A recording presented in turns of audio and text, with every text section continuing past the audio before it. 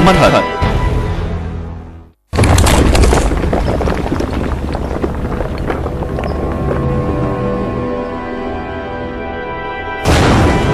मंथन।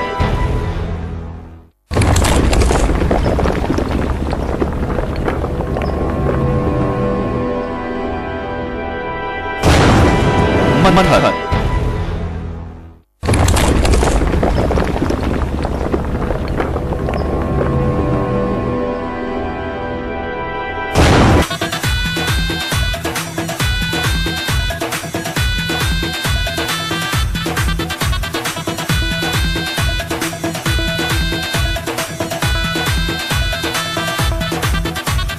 दिल्ली विधानसभा के चुनाव नतीजे क्या आए, तीनों पार्टियां ईमानदारी का पंखा झलने लगी हैं।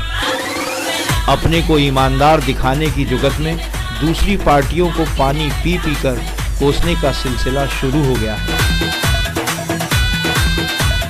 इतिहास को खंगाला जा रहा है तो इतिहास की घटनाओं से सबक लेने की बात करते हुए खुद ही ईमानदारी का सर्टिफिकेट लेने की होड़ मची है।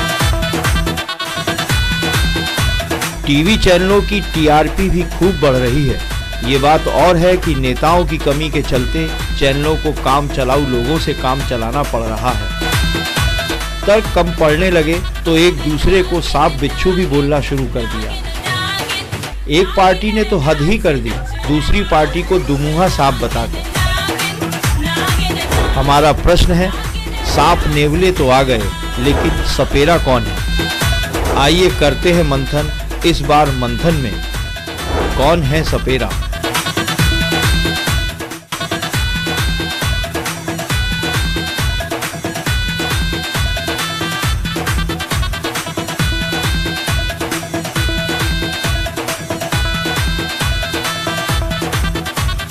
दिल्ली विधानसभा के चुनाव नतीजे क्या आए, तीनों पार्टियां ईमानदारी का पंखा झलने लगी हैं।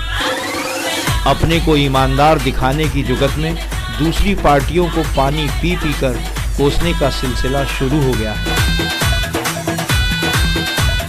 इतिहास को खंगाला जा रहा है तो इतिहास की घटनाओं से सबक लेने की बात करते हुए खुद ही ईमानदारी का सर्टिफिकेट लेने की होड़ मची है।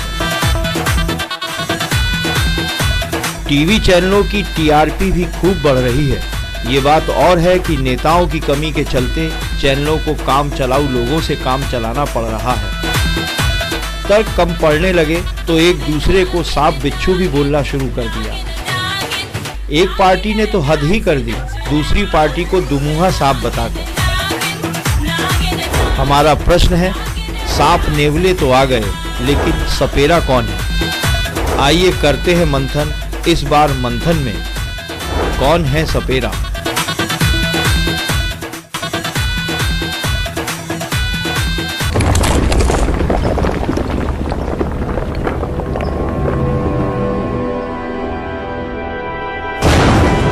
मंथन।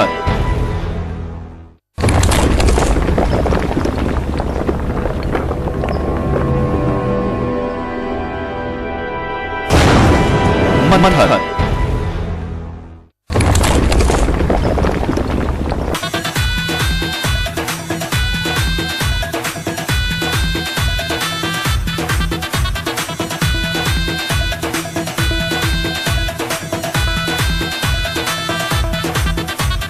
दिल्ली विधानसभा के चुनाव नतीजे क्या आए, तीनों पार्टियां ईमानदारी का पंखा झलने लगी हैं। अपने को ईमानदार दिखाने की जुगत में दूसरी पार्टियों को पानी पी पी कर कोसने का सिलसिला शुरू हो गया है। इतिहास को खंगाला जा रहा है तो इतिहास की घटनाओं से सबक लेने की बात करते हुए खुद ही ईमानदारी का सर्टिफिकेट लेने की होड़ मची है। टीवी चैनलों की टीआरपी भी खूब बढ़ रही है। ये बात और है कि नेताओं की कमी के चलते चैनलों को काम चलाऊ लोगों से काम चलाना पड़ रहा है। तर्क कम पड़ने लगे तो एक दूसरे को सांप बिच्छू भी बोलना शुरू कर दिया। एक पार्टी ने तो हद ही कर दी, दूसरी पार्टी को दुमुहा सांप बताकर। हमारा प्रश्न है, सांप नेवले तो आ गए, लेकिन सपेरा कौन है? आइए करते हैं मंथन। इस बार मंथन में कौन है सपेरा?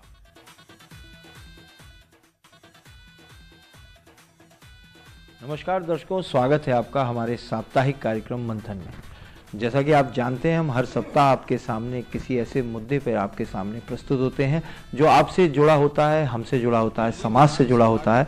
ये बात अलग है कि वो कभी राजनीतिक होता है, कभी सामाजिक होता है, कभी आर्थिक होता है, लेकिन एक निश्चितता उसके अंदर जरूर होती है, वो आपको हमको जरूर छूता हुआ होता है।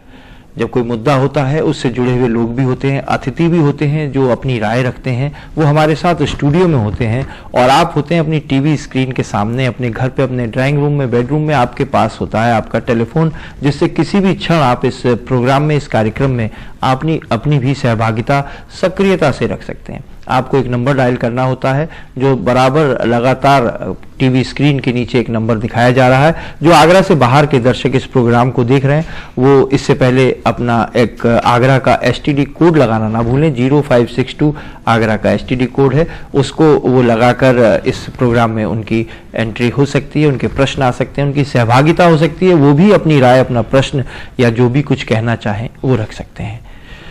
तो दर्शकों, इससे पहले कि मैं कार्यक्रम की शुरुआत करूं, अपने अतिथियों का आपसे परिचय कराऊं, एक निवेदन मैं जरूर आपसे करना चाहता हूं कि जब आप हमें इस कार्यक्रम में प्रश्न करें, टेलीफोन करें, तो अपने टीवी सेट का वॉल्यूम जरूर कम कर लें, जिससे कि आप हमारी और हम आपकी बातों को अच्छी तरह से सुन पाएं, भावनाओं को देख पाएं, समझ पाएं। एक टेक्निकल बात है, इसका विशेष रूप से ध्यान करिएगा।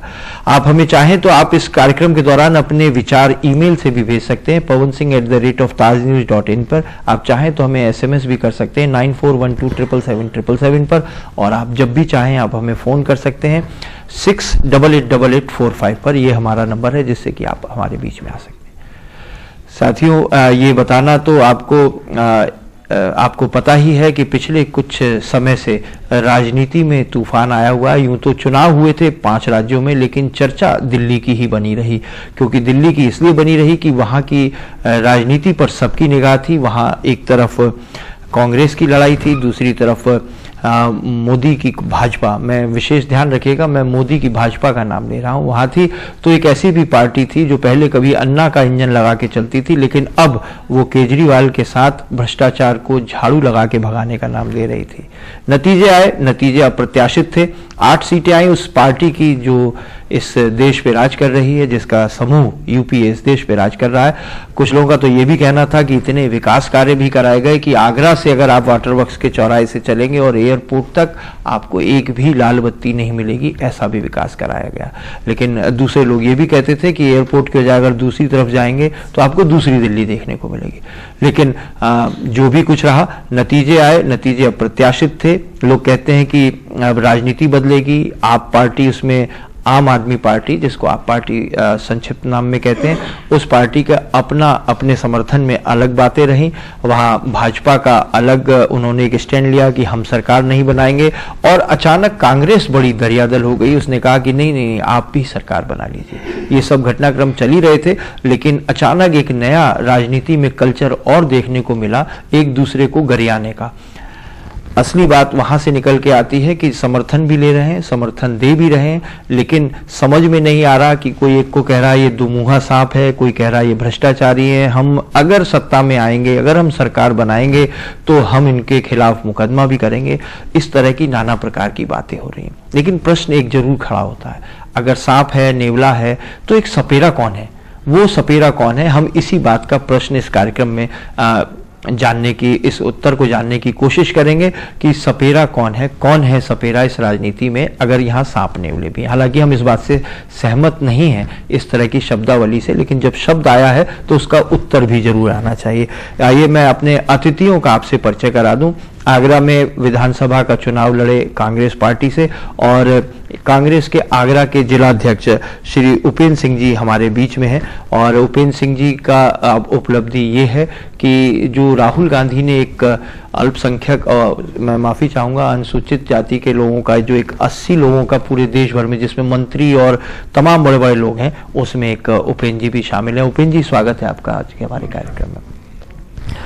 अशोक राणा भाजपा का एक ऐसा जीवट व्यक्तित्व है जिसने काफी समय से जुझारू व्यक्तित्व की तरह से अपनी पार्टी के लिए काम किया है और पार्टी ने खुश होकर इन्हें जिलाध्यक्ष भाजपा का बनाया है। और आप समझ सकते हैं कि मोदी के युग में अब पार्टी का जिलाध्यक्ष बनना कितना महत्वपूर्ण काम हो सकता है। ऐसी महत्वपूर्ण जिम्मेदारी अशोक राणा जी संभाल रहे हैं। राणा साहब, स्वागत है आपका हमारे कार्यक्रम।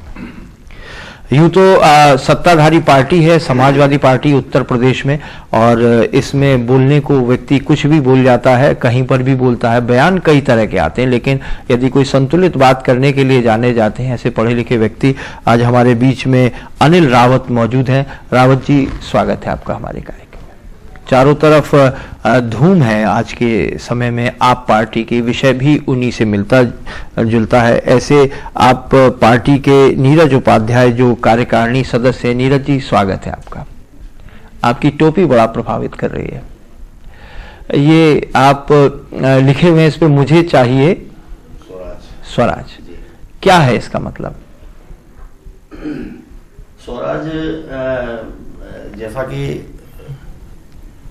व्यक्ति का, भारतीय का, हम लोगों का एक अधिकार है, जिससे हम लोग जो है जब से संविधान बना 1950 से, मैं समझ सकता हूँ तब से हम लोग वंचित हैं उससे।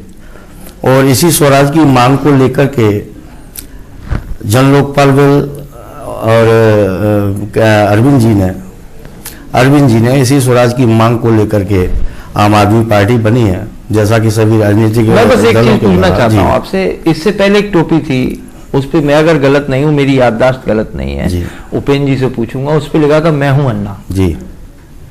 तो क्या फर्क आ गया? नहीं, जैसा कि पूरा देश जानता है कि रामलीला ग्राउंड के अंदर, रामलीला मैदान के अंदर जन लोकपाल बिल की मांग को लेकर के अन्ना हजारे, अरविंद केजरीवाल और बाकी सभी सहयोगी और देश की जनता है ना, वो वहाँ अपने जन लोकपाल बिल की मांग को लेकर के खड़े हुए थे, बैठे अपने थे। और सरकार में बैठे हुए सभी राजनीतिक दलों के नेताओं ने इससे जो है बिल्कुल एक तरफ से जनता की मांग को नकार दिया। तो एक तरफ जो प्रधानमंत्री ने एक लिखित रूप में चिट्ठी भी दी थी, और जो है उसके बाद में भी इस पर किसी प्रकार का जो है कार्य नहीं किया गया। और मैं एक सेकंड आपको टोकना चाहूंगा, लेकिन अब तो लोकपाल बिल पास हो गया, क्यों? राणा जी कुछ कहना चाहेंगे? ये कह रहे हैं तो अभी तो स्वराज नहीं मिला, लोकपाल नहीं मिला। लोकपाल बिल तो कांग्रेस पार्टी की मजबूरी थी, इसलिए कांग्रेस पार्टी ने जब ये देखा कि हम पूरी तरीके से भ्रष्टाचार में डूब चुके हैं और पूरे देश में जिस तरह से घोटाले हुए, और उन्होंने के शासन में कुछ भी अब शेष नहीं रह गया है और चारों तरफ कांग्रेस पार्टी गर्त में जा रही है, तो इसलिए उन्होंने आखिरी कोशिश की कि इस लोकपाल बिल को पास कर दिया। ये तो काफी तारीफ कर रहे हैं उपेंद्र जी आपकी पार्टी की कि आपकी मजबूरी थी, हालांकि हमने जो संसद में देखा था समर्थन तो ये लोग भी दे रहे थे। जी, अभी जैसे हमारे साथी ने कहा, लोकपाल बिल को लेकर के अन्ना हजारे जी ने जिस तरीके की मुहिम चलाई थी, तो अरविंद केजरीवाल जी आगे बढ़े, उनके नाम का पूरा इस्तेमाल करके उन्होंने किस तरीके से अपनी राजनीतिक महत्वाकांक्षाओं के आगे अपने गुरु को भी पीछे छोड़ा, और आगे जो जनता के लुभावने सपने दिखाए। अब यहाँ पर मैं भारतीय जनता पार्टी के अपने भाई से कहना चाहूंगा कि जिस लोकपाल बिल की बात कर रहे हैं, तो उस लोकपाल बिल जो एक आम जनता के हित के लिए आया है, उसमें हम इनका भी धन्यवाद देते हैं कि भारतीय जनता पार्टी ने भी कांग्रेस द्वारा लाए गए लोकपाल बिल का पूरी तरीके से समर्थन दिया है। अब ये बेहतर जानते हैं कि क्या क्यों लेकर के आए, किस तरीके से ले आए, लेकिन हम चूंकि कांग्रेस पार्टी के सदस्य हैं, वो इसलिए हम इनका धन्यवाद दे रहे हैं। मैं एक प्रश्न आपसे और पूछना चाहूंगा। जैसे नीरज उपाध्याय जी ने लिखा है, और हर जगह आजकल आप आम आदमी पार्टी की जितने भी कार्यकर्ता है वो एक टोपी लगाए रहते हैं, हमें चाहिए स्वराज। स्वराज है, स्वराज है, क्या है? स्वराज। आप सहमत हैं? इन्हें अभी तक नहीं मिला? नहीं, देखिए ऐसा है, इनकी जो विचारधारा है वो बिल्कुल ही भ्रमित है, जनता को भ्रमित कर रहे हैं। व्यवस्था परिवर्तन की बात इन्होंने की, उनका कहना था कि सत्ता परिवर्तन नहीं, व्यवस्था परिवर्तन के लिए हम लोग आगे आए हैं। व्यवस्था परिवर्तन आज ही आपको दिखाई पड़ रहा है कि किस प्रकार इनके यहाँ मंत्री बनने के लिए कैसे कैसे जो इनके विधायक हैं, अभी कल तक देख लीजिए 24 घंटे बाद में इनकी क्या कहानी होगी, 36 घंटे बाद में क्या कहानी होगी। तो ये क्या व्यवस्था परिवर्तन करेंगे? और स्वराज तो मैं एक प्रश्न पूछना चाह रहा हूँ था उस चीज को आपसे, उपेंद्र जी एक सवाल पूछना चाह रहा हूँ, आप इन्हें समर्थन दे रहे हैं, बदला ले रहे हैं? नहीं, समर्थन हम इसलिए समर्थन दे रहे हैं क्योंकि इन्होंने जिस तरीके से 10 दिन 15 दिन से दिल्ली की जनता को बिल्कुल क्या कहा जाए वो डिलेमा में रखा है, इस तरीके से उनको दुविधा में परेशान हो गए वो लोग। तो कांग्रेस पार्टी ने ये देखा कि पहले भारतीय जनता पार्टी को आगे आना चाहिए था, अपना समर्थन किसी भी प्रकार से हासिल करके सरकार बनानी चाहिए थी, क्योंकि जो है जनता ने सबसे बड़ा दल उनको ही समर्थन दिया था जो भारतीय जनता पार्टी आगे आए, लेकिन वो भारतीय जनता पार्टी अपने वो पीछे हट गई। अब अभी उनका ये कहना हो सकता है कि वो कह देंगे कि साहब हमको समर्थन नहीं था, तो तभी अटल जी के टाइम पे इन्होंने 24 दलों का समर्थन लिया था, फिर ये पीछे हटने के बाद में कांग्रेस पार्टी ने दिल्ली की जनता के हित को देखते हुए इनको समर्थन दिया कि अब आप सरकार चलाइए। चलिए मैं आपको एक बात थोड़ा सा करेक्ट कर दूं, इसमें आपने बताया कि 7-8 दिन तक उन्हें असमंजस में रखा, डिलेमा में रखा। तो यहाँ मैं आपको बताना चाहता हूं कि जैसे ही भाजपा ने मना किया कि हम सरकार नहीं बना रहे हैं, और उसके बाद आम आदमी पार्टी के केजरीवाल जब मिलने गए तो पहले से ही उपराज्यपाल के पास चिट्ठी आपकी पार्टी की थी कि हम इनको बिना शर्त समर्थन दे रहे हैं। तो उसके बाद इन्होंने क्या किया वो एक अलग बात है, लेकिन मैं राणा साहब से जरूर पूछना चाहूंगा, अशोक राणा साहब से, कि ये कह रहे हैं कि पहले तो आपने 24 दलों से बनाया, अचानक कैसे मतलब एकदम सुधार आ गया कि नहीं अब हम नहीं बनाएंगे? हमारा तो क्लियर स्टैंड है। क्या ये आम आदमी पार्टी का प्रभाव? नहीं, आम आदमी पार्टी का कोई प्रभाव नहीं। हमारा तो क्लियर स्टैंड था कि जब हमने समर्थन नहीं किया दिल्ली की जनता ने, तो हमने सरकार नहीं बनानी, हम विपक्ष में। चलिए अब आपके पास आ रहे हैं, एक फोन ले लेते हैं, उसके बाद फिर इस पे चर्चा करें। नमस्कार, स्वागत है आपका हमारे कार्यक्रम मंथन में। जी जी सागर साहब नमस्कार, स्वागत है आपका। कहिए, कचपुरा से बोल रहे हैं जी, कहिए क्या कहना चाहते हैं, स्वागत है आपका।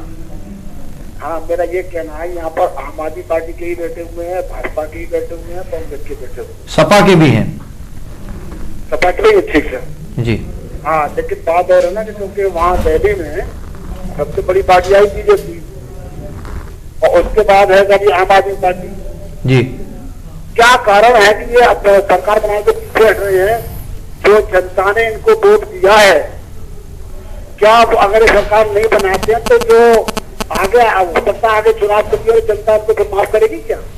ये किसके लिए कह रहे हैं आप? ये बीजेपी, आम आदमी पार्टी, बीजेपी और आम आदमी पार्टी के लिए। अधिकार इसी का बनता है सरकार बनाने का जी। और कुछ लोगों ने इनको वोट दिया है, ये तो कुठाराघात हो रहा है उनकी जो भावनाओं पर जी। जब कांग्रेस पार्टी समर्थन दे रही है तो अब तो सरकार बन रही है साहब, सागर साहब, अब तो सरकार बन रही है ना, और बनने के बाद जो वादे है वादे पूरे करें आपने। बिल्कुल बिल्कुल। कुछ और कहना चाहेंगे अशोक जी? बहुत बहुत धन्यवाद हमसे बात करने के लिए। आप चाहें कि आप फिर से कुछ कहना चाहते हैं तो किसी भी क्षण इस कार्यक्रम में जुड़ सकते हैं। बहुत धन्यवाद हमसे बात करने के लिए। मैं अनिल रावत जी से बात करना चाहूंगा, खामोशी से बैठे हैं।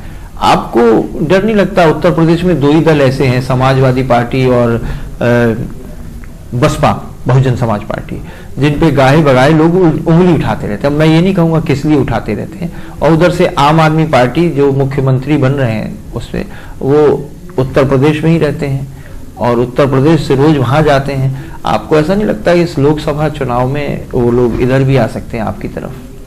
देखिए, लोकसभा चुनाव एक बृहद चुनाव होता है, उसका परिदृश्य अलग ही होगा। दिल्ली का चुनाव है, दिल्ली एक छोटी सी जगह है, वहाँ लोग बदलाव चाहते थे, कांग्रेस की वहाँ सरकार थी, लोगों में एक आस थी कि कांग्रेस ये नहीं कर पा रही है, एक बदलाव वो चाहते थे।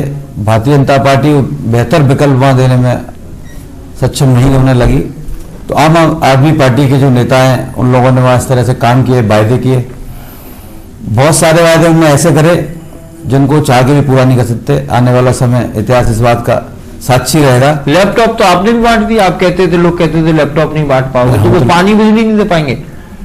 मतलब आपका भी जो वादा था, चलिए मैं इस पे आता हूं, जैसे आप कह रहे हैं कि वो पूरा नहीं कर पाएंगे, आपने तो स्कूल जाके हर जगह, मैंने आपकी भी फोटो अखबारों में देखी लैपटॉप बांटते हुए। मैं आता हूं आपके पास, मैं नीरज जी से पूछना चाहता हूँ। नीरज जी, ये आपके नेता हैं, कवि हैं जी, युवा हृदय सम्राट हैं कुमार विश्वास जी, वो कह रहे हैं कांग्रेस दुमुहा सांप है, आप सहमत हैं इससे? नहीं सहमत, उन्होंने क्या कहा है, जो कहा है इसका जवाब तो वही देंगे। नहीं, आपकी पार्टी के नेता देश और दुनिया के सामने है जिस प्रकार से। एक सेकंड नीरज जी, कोई इसमें हम लोग तो आराम से चर्चा कर रहे हैं, आप एक पार्टी को रिप्रेजेंट कर रहे हैं। आप ये बताइए कि आपके कुमार विश्वास आपके नेता है कि नहीं है? पार्टी के है ना, आप आम आदमी पार्टी के है ना? जी जी। हम हर 5वें 15वें मिनट में हर चैनल पे कुमार विश्वास साहब को कुछ ना कुछ बोलते सुनते हैं, हर एक आदमी की कमी निकालते सुनते हैं। मैं बस इतना पूछ रहा हूं कि आप इस बात से सहमत हैं उनके बयान से कि कांग्रेस दुमुहा सांप है? नहीं, दुमुहा सांप का मतलब यही है कि जो है सभी राजनीतिक पार्टियों के राजनेताओं के द्वारा आज जिस प्रकार से जो है देश की जो है व्यवस्था जो है डामाडोल हो गई है, एक आदमी इतना पीड़ित हो गया है कि उसको खड़ा होकर के स्वयं जो है इन राजनेताओं पे भरोसा नहीं रहा है, राजनीति पर भरोसा नहीं रहा है। और नेता तो अब आप भी हो गए। नहीं, नेता नहीं है, हम लोग नेता नहीं है, हम आम आदमी हैं। हमारी अपनी एक पीड़ा है भाई। आप किसी डिपार्टमेंट में जाइए, आप किसी भी विभाग के अंदर हमारे को अगर कोई काम आ जाता है तो हमें ये देखना पड़ता है कौन व्यक्ति हमारी जो मदद करेगा, है? यही पीड़ा को हम क्या नाम है हटाने के लिए स्वराज की मांग को लेकर के आम आदमी पार्टी जो है देश के अंदर आई है। अब हम चाहते हैं कि जो है देश में एक आम आदमी का उसका अधिकार मिले और जो है वो इस प्रकार की जो है वंचित ना रहे, वो आदमी इस प्रकार की पीड़ा से पीड़ित ना हो कि किसी भी काम के आने पर वो जो है एक दूसरे का मुंह देखे कि कौन व्यक्ति मेरी मदद करेगा। तो ये क्या आप शंकर जी का अवतार हैं कि दुमुहा सांप भी गर्दन में, यानी सांप मतलब अवतार, उनका समर्थन लेके चल रहे? मैं आता हूँ अभी आपके पास, सोच लीजिए। मैं उपेंद्र जी से पूछना चाहता हूँ।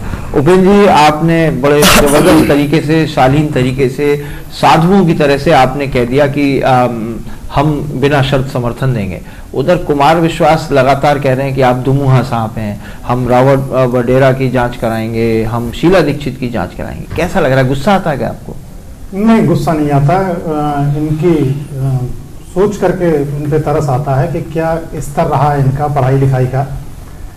वैसे कुमार विश्वास जी हमारे मित्र हैं और यहाँ पे आगरा में कवि सम्मेलनों में खूब उनसे चर्चा भी हुई है, लेकिन जिस तरीके से ये आजकल बातें कर रहे हैं, और मैं खुद ही इन लोगों के विचार भिन्न भिन्न आ जाते हैं। अब चाहे अरविंद केजरीवाल जी साहब का, अन्ना जी के टाइम पे उनका ये कहना, बच्चे की कसम खा रहे हैं कि हम राजनीति में नहीं आएंगे, हम इन कामों को नहीं करेंगे, हम इन कामों को नहीं करेंगे, हम मतलब, और उसके बाद खुद अपनी चीजों से पलटते हैं।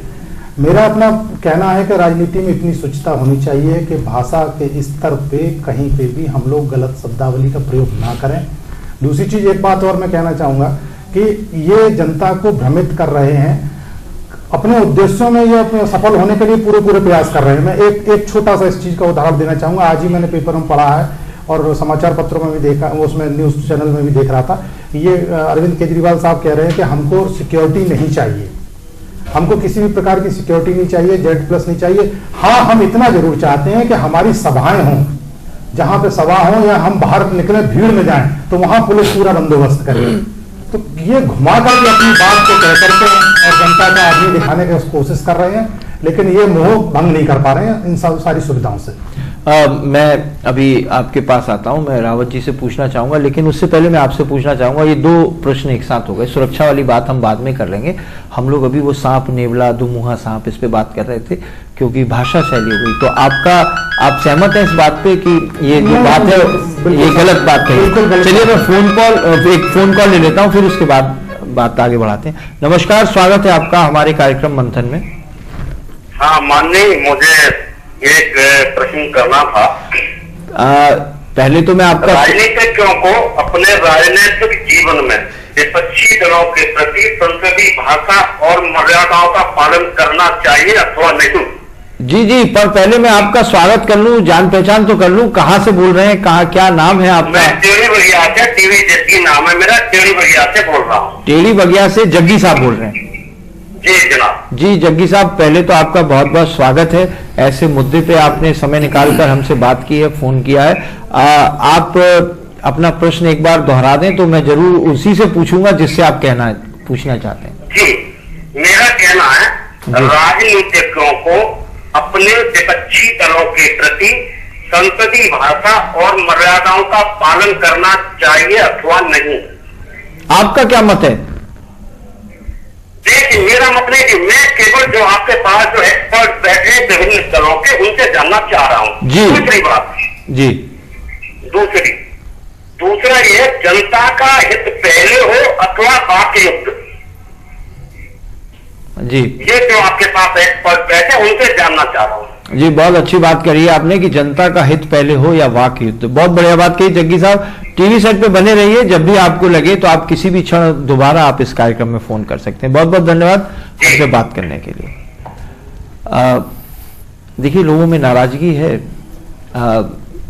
उपाध्याय जी, नीरज जी, लोग पूछ रहे हैं, आपने तो कहा मैं बताता नहीं, मेरे को नहीं मालूम कि उनका वाक्य है, लेकिन अभी जो आपने कहा, आप इस बात से सहमत हैं कि राजनीति में इस तरह की भाषा का प्रयोग नहीं होना चाहिए?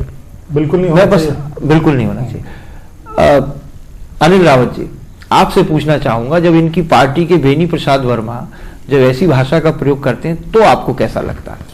देखिए, आज वो तो शायद आपके नेताजी को ये कहते हैं कि वो ये हो गए, वो तो गुरु चेले हैं ना। 5 राज्यों में जो चुनाव हुआ उसमें जो दुर्गति। नहीं, देखिए, आप बहुत राजनीति के चतुर वक्ता हैं।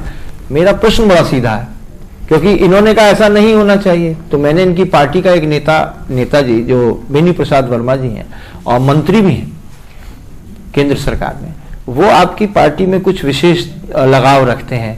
अक्सर मुलायम सिंह जी के लिए, आपके जो हमारे जो उत्तर प्रदेश के मुख्यमंत्री हैं, उस सरकार के लिए, उनके लिए बोलते रहते हैं।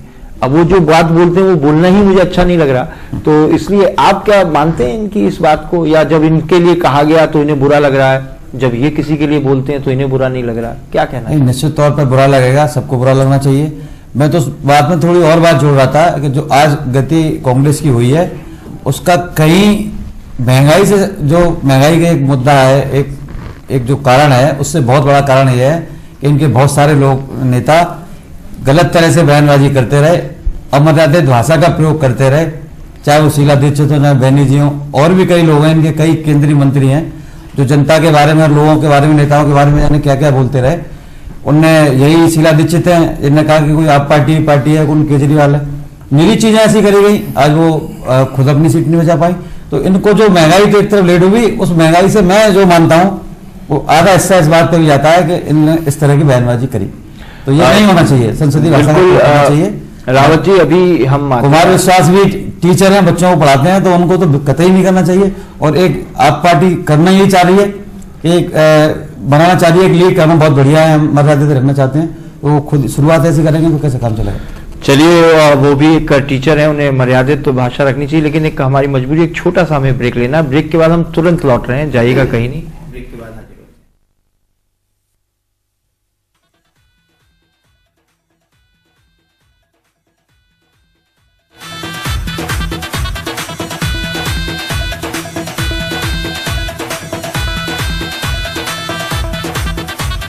दिल्ली विधानसभा के चुनाव नतीजे क्या आए?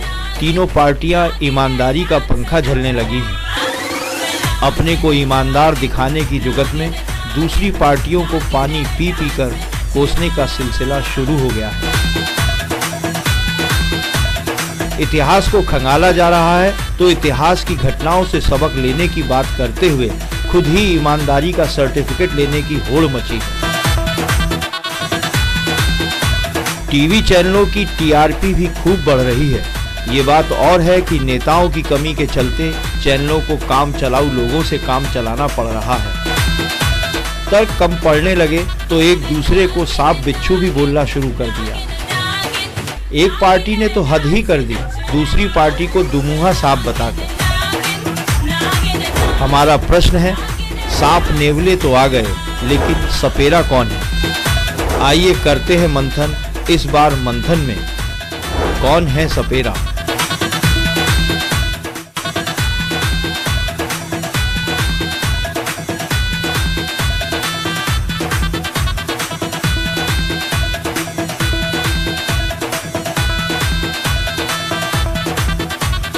दिल्ली विधानसभा के चुनाव नतीजे क्या आए, तीनों पार्टियां ईमानदारी का पंखा झलने लगी हैं। अपने को ईमानदार दिखाने की जुगत में दूसरी पार्टियों को पानी पी पी कर कोसने का सिलसिला शुरू हो गया। इतिहास को खंगाला जा रहा है तो इतिहास की घटनाओं से सबक लेने की बात करते हुए आपका ब्रेक के बाद दर्शकों हम लोग चर्चा कर रहे हैं मंथन में कौन है सपेरा। कुछ ऐसा वाकयुद्ध हो रहा है, बल्कि अजीब सी स्थिति है कि लोग एहसान भी नहीं मान रहे हैं, जैसा ब्रेक के दौरान भी बात हो रही थी। समर्थन भी दे रहे हैं और गाली भी खा रहे हैं, पता नहीं क्या मजबूरी है। आप शब्द भी सुन रहे हैं। उधर कांग्रेस के जो नेता हैं उपेंद्र सिंह, वो कह रहे हैं कि ऐसी शब्दावली का प्रयोग नहीं होना चाहिए। हमारे दर्शक जग्गी साहब ने बड़ा अच्छा प्रश्न किया था कि राजनीति में ऐसी भाषा शैली को ध्यान में रखना चाहिए, लेकिन उन्होंने एक प्रश्न बहुत अच्छा किया था कि जनता का हित पहले है या वाकयुद्ध पहले है।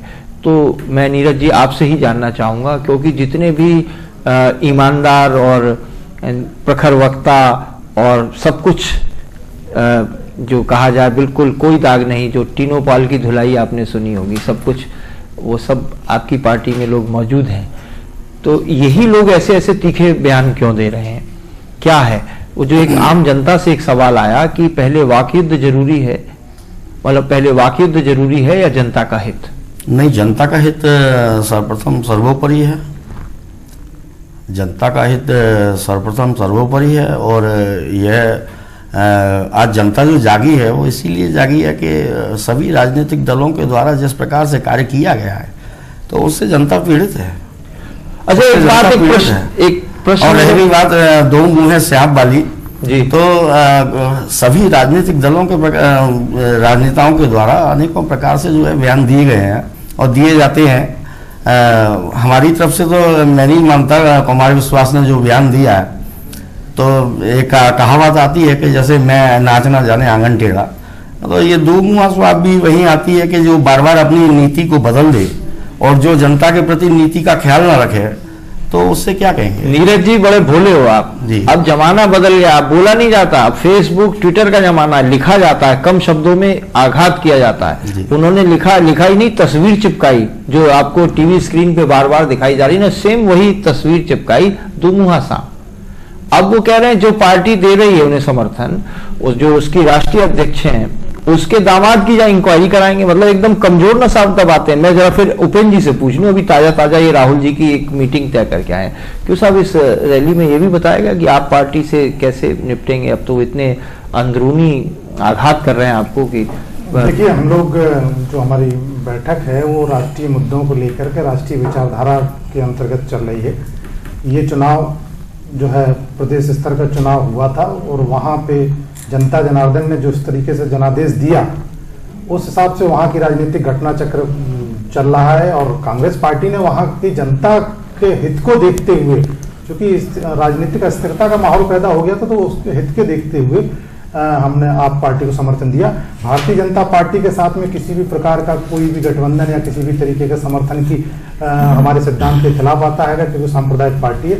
तो हम लोग इन चीजों को वहाँ के बाद में हम आगामी 2014 के लक्ष्य की ओर तैयारियों के लिए। ये राणा साहब कब तक चलेगा कि आप, ये कांग्रेस वाले हमेशा कहते हैं आप सांप्रदायिक पार्टी हो, सांप्रदायिक पार्टी हो, ये क्या है? ये आपकी धुल नहीं रहा आपसे, क्या होगा? नहीं, सांप्रदायिक पार्टी तो वो लोग कहते हैं जो खुद सांप्रदायिक हैं। अब जम्मू कश्मीर में आप देख लीजिए, जब हिंदुओं पर अत्याचार होते हैं तब ये क्या करते हैं?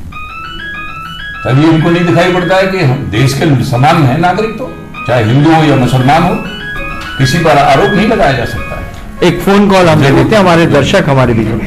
नमस्कार, स्वागत है आपका हमारे कार्यक्रम मंथन में। जी जग्गी साहब, स्वागत है आपका। माननीय मैं नीरज जी से कुछ पूछना चाहूंगा। जी स्वागत है, पूछिए। नीरज जी से पहले मैं जरा अपना एक मेरा सजेशन ये है कि पहले तो नीरज जी ये जान लें कि दिल्ली में जो बदलाव की हवा आई है वो विचारों या कार्यों की हवा नहीं है, वो केवल जनता ने इतने समय में कांग्रेस का शासन था तो उसने बदलाव के लिए वोट दिया। एक तो ये, दूसरी बात, आपके जो नेता हैं आम आदमी पार्टी के, वो जो सबसे पहले तो विकास का रोड मैप अपना नाप लें, उसके बाद व्यक्तिगत प्रतिद्वंदताएं आगे लाएं कि हमें इसके खिलाफ मुकदमा चलाना है या इन्हें जेल भेजना है। तो जब तक ये नहीं करेंगे, केवल जनता की भावनाओं को केवल आगे लाएंगे कि हम ये कर देंगे, अभी तो उन्हें शुरुआत भी नहीं करी और शुरुआत से पहले ही कह रहे हैं कि इन्हें जेल भेज देंगे। पहले तो वो पानी और बिजली दो चीजें पूरी करके दिखा दे सरकार, तब उसके बाद ये पता चलेगा कि वो क्या कर सकते हैं। जी बहुत धन्यवाद जग्गी साहब, आप टीवी पे प्रोग्राम देखते रहिए, अच्छा लग रहा है आप बीच बीच में आ रहे हैं, बहुत बहुत धन्यवाद हमसे बात करने का। जी नीरज जी उत्तेजित ना हो, अभी आप इनका जवाब दीजिएगा, लेकिन मैं अभी जो हमारे राणा साहब हैं, अशोक राणा जी बीजेपी वाले, उनसे पूछना चाह रहा हूं, ये क्या कुछ मतलब आप 4 सीटों का जुगाड़ नहीं कर पाए? जुगाड़ शब्द कह रहा हूं मैं, आप तो माहिर हैं, आप अटल जी का 1 सीट 1 वोट से एक उससे रह गए थे, उसके बाद आपने ऐसा गठबंधन चलाया कि लोग देखते रहे, और अब अचानक ऐसा क्या हुआ? अभी नीतीश जी के नाराज होने से पहले जो मोदी जी से हुए, आप बिहार में भी चला रहे थे, तो यहाँ महज 4 लोग क्या मतलब? हम किसी दल से जो भी समझौता करते हैं उसकी सरकार चलाते हैं, और जब उनको अपनी स्वार्थ सिद्धि नहीं होती है, नीतीश जी से हमने कोई अलग थोड़ी हुई हमारी पार्टी, नीतीश जी हमसे अलग हुए हैं और उसका खामियाजा उनको भुगतना पड़ेगा। वो तो यही बात जो अभी हमारे उपेंद्र जी कह रहे थे, वो तो नाराज हो गए ना आपसे कि आप ऐसे व्यक्ति को ला रहे हैं, प्रधानमंत्री पद के लिए घोषित कर रहे हैं, जो उनकी निगाह में ठीक नहीं है, जो मतलब जो अगर इनकी भाषा में कहें, मैं तो नहीं कह सकता, मैं इस प्रोग्राम का एंकर हूं तो मैं किसी को सांप्रदायिक गैर सांप्रदायिक नहीं कह सकता, लेकिन उन्होंने आरोप लगाया। इसका मैं जवाब आपको, लेकिन मैं आपसे दूसरी चीज पूछा, आप पुराने नेता हैं, राणा साहब आप पुराने नेता हैं, मैं बहस को मोदी वर्सेस नीतीश में नहीं ले जाना चाहता, मैं वहां जाना चाहता हूं 32 में से केवल 36 में से 4 सीटों का जुगाड़ शब्द कह रहा हूं, जुगाड़ नहीं कर पाए, जबकि आप तो भारत वो विषय नहीं है। मैं आपको पहले उसकी नीतीश जी का भी जवाब दे दूं। नीतीश जी जब रेल मंत्री थे और उस हमारे दल में शामिल थे, तो सबसे ज्यादा अगर तारीफ की उन्होंने, तो सबसे ज्यादा मोदी की तारीफ की, और जिस वजह से अगर कोई सांप्रदायिक वाली बात करती है, कांग्रेस पार्टी के भी हमारे भाई अभी सांप्रदायिक पार्टी की बात कर रहे थे, उसका जवाब अभी राहुल गांधी जो चुपचाप गए मुजफ्फरनगर, वहां की जनता ने जवाब दे दिया कि हम सांप्रदायिक हैं कि कांग्रेस पार्टी सांप्रदायिक है। जी मैं रावत जी अब आपसे पूछना चाहूंगा, उन्होंने कहा कि भाजपा सांप्रदायिक है, इन्होंने कहा कि वो मुस्लिम राहत शिविर में मुजफ्फरनगर में राहुल गांधी चले गए तो केवल उससे दूसरे उनसे बात करने से वही सांप्रदायिक हो गए।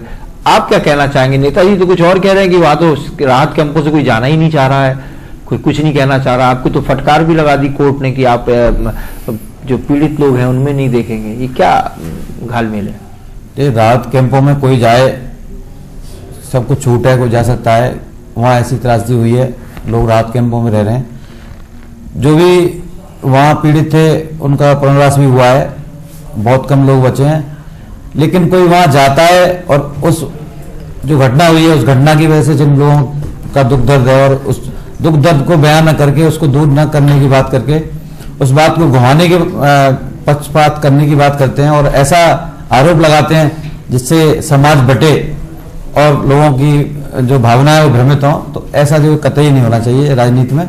राजनीति अच्छे लोगों का काम है, बहुत से लोग उसको फॉलो करते हैं, तो जब इस तरह की चीज़ें यहाँ चलती रहेंगी, लोग देखेंगे टीवी और उसके माध्यम से, तो समाज में बदलाव नहीं आ सकता, बुरी चीज़ें इनका प्रभाव पड़ेगा।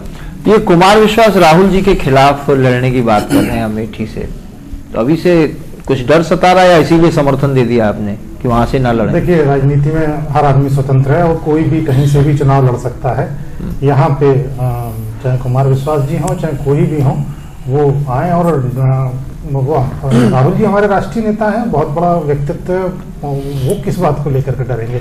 जनता अपने आप जो जनादेश दे देगी, जो भी चुनाव का रिजल्ट आएगा उस समय पता चलेगा। नीरज जी, आपने देखा ये उपेंद्र जी बार बार कांग्रेस के जिला अध्यक्ष हैं, बार बार कह रहे हैं कुमार विश्वास जी, और आप इन्हें दो मुंहा साहब बोलते हो। हम तो इनकी नीतियों को दो मुंहा से आप बोल रहे हैं ना। अच्छा, हम तो इनकी नीतियों को दो मुंहा से आप बोल रहे हैं, कह कुछ रहे हैं और कर कुछ रहे हैं। अगर ये वाकई में अगर अपनी एक ही नीति पे चलते तो आज हमारे देश का विकास हो जाता। तो ये कोई अच्छी बात है? आप दामाद जी को जेल भेजने की बात कर रहे हैं? नहीं, ये तो हमारे मैनिफेस्टो के अंदर है भाई। दामाद जी को जेल भेजना नहीं, जेल भेजना तो जो भी जिस व्यक्ति ने गलत किया है नहीं तो जांच कराए कि नहीं, आप ही जहाँ उसका स्थान है वहां जाना ही होगा। नहीं, मेरा ये पूछना है, बिना आप ये स्टेटमेंट दें कि हम इस केस की जांच कराएंगे, ये तो अच्छी बात है। ये काम शीला दीक्षित को और दामाद जी वडेरा साहब को, तो देखिए साहब, कुछ इस देश में कुछ हस्तियां ऐसी हो गई हैं जो अब हमें बड़ी जानी पहचानी पारिवारिक सी लगती हैं, तो उनके लिए ऐसे ही शब्द इस्तेमाल होने लगे हैं। मेरा कोई मतैक नहीं है, लेकिन ये बात आप सही समझते हैं कि आप ही जज हो गए हैं, आपने मतलब मान लिया कि वो दोषी हैं तो उनको जेल भेज देंगे? नहीं, जेल अगर उन्होंने गलत किया है, असंतुलन पैदा हुआ है, एक आम आदमी का पैसा जो है एक जो है स्विस बैंक में जो जमा हुआ है, उस देश के अंदर असंतुलन पैदा हुआ है, और जिस व्यक्ति के द्वारा उस स्विस बैंक में पैसा जमा हुआ है या जिस व्यक्ति के द्वारा भ्रष्टाचार किया गया है, गलत तरीके से जो है कार्य किया गया है, तो उसकी जांच होनी चाहिए और जहां उसका स्थान है वहां जाना चाहिए। जांच होनी चाहिए कि जेल भेजना है? आपने तो जजमेंट दे दिया। क्या नाम है? मैं उपेंद्र जी से पूछ लेता हूँ। उपेंद्र जी, बड़ा एक वैसा है स्टेटमेंट, सरकार बनते ही आप समर्थन दे रहे हैं, या तो देखिए इनकी स्थिति जो है खुद ही क्लियर नहीं है। आम जनता के लिए इन्होंने इतने वादे कर दिए हैं, उन वादों से अब ये भटक रहे हैं, पूरा करने में सक्षम है नहीं, तो इसलिए उसको विषय से हट करके इस तरीके से अनर्गल बयानबाजी कर रहे हैं जो कि इनका विषय है भी नहीं। कानून व्यवस्था को लेकर के या पुलिस स्ट्रक्चर को लेकर के, जो कि मुख्य रूप से दिल्ली में केंद्र सरकार के उसमें आता है। पहले विकास की बात कीजिए, पहले जो आपने वादे किए हैं कि बिजली को आधा कर देंगे, पानी को 700 लीटर पानी देंगे, उन चीजों पे आइए जो आपने जनता के साथ वादे किए हैं। मुख्य रूप से इनके खुद ही अपना स्टैंड क्लियर नहीं रहता। आज कहते हैं कि हम राजनीति में नहीं आएंगे, कल कहते हैं कि हम ये राजनीति में भी आ गए, कल अन्ना जी के साथ होते हैं, आज अन्ना जी को लोकपाल बिल के उनको ही गलत कह रहे हैं, जिनका सहारा लेकर के आगे बढ़ते हैं। तो 24 घंटे में इनके विचार बदलते रहते हैं, और इस समय जो जिस तरीके से इनका सीधा सिद्धांत हो गया कि ऊपर बात करो और जनता को भटकाओ, मुद्दों से भटकाने के लिए अपना कार्य कर रहे हैं। जी राणा साहब, एक चीज पूछना चाहता हूँ। अभी उपेंद्र जी कह रहे हैं कि साहब आप पहले पानी दे दो और फिर बिजली का बिल ये कर दो। ये रावत जी बैठे हैं, रावत जी की पार्टी ने, समाजवादी पार्टी ने भी तो लैपटॉप बांटे, तो जब समाजवादी पार्टी लैपटॉप बांट सकती है तो ये बिजली पानी क्यों नहीं कर सकते सस्ती? नहीं कर बिजली पानी ये कर लें, लेकिन कांग्रेस पार्टी भी जानती है कि ये इतने बड़े काम को, ये नए लोग हैं, इन अनुभवहीन लोग हैं। ये तो जैसे कि कुमार विश्वास हैं, कुमार विश्वास को तो मन से सभी लोगों को गाली देने के अलावा कोई काम करना ही नहीं है। अब उसके बाद कांग्रेस पार्टी जानती है कि ये कहेंगे कि साहब हम रॉबर्ट वडेरा की जांच कराएंगे, इनको जेल में भिजवा देंगे, ये सबसे ये जज पहले ही बन गए, जज बन गए हैं। तो अब निश्चित रूप से ये है कि जो कांग्रेस पार्टी का पुराना खेल है कि चंद्रशेखर जी को बना दीजिए, चौधरी चरण सिंह को बना दीजिए, और जब सदन में मामला आएगा कोई सरकार गिर जाएगी ना, दोनों लोग अपना अपना तमाशा देखने का काम करेंगे। जी जज साहब आप बताइए। नहीं, जैसा कि भाई साहब कह रहे हैं कि हम अनुभवहीन लोग हैं, और वाकई में देश की जनता जो है अनुभवहीन है। मैं भैया से कहूंगा कि हमारे भैया तो बहुत अनुभवी हैं। नहीं देखिए, आप एक सेकंड में टोकना चाहूंगा आपको। आपकी वाणी से तो मान लो मिश्री सी बरस रही है जी, एकदम मीठा मीठा। आपके नेता वो सांप नेवला कहते हैं, और आप हमारे भाजपा के लोगों को भैया जी कह रहे हैं। क्या भैया, ये नीतियां है ना, नीति के लिए ही तो उन्होंने बोला है कि इस प्रकार की नीतियां हैं इनकी नीति से सहमत है आप? जी, इनकी नीति से सहमत तो देश की जनता है। अच्छा, अगर देश की जनता होती तो इनके अपोजिट में आकर के खड़ी नहीं होती। नहीं, हमारे तो 3 राज्यों में हमारी सरकार बनी है। हम तो जब हमको बहुमत नहीं मिला, हमने अपना स्टैंड क्लियर कर दिया कि भाई हमें सरकार नहीं बनानी है। अगर हम बहुमत में होते तो सरकार बनाते।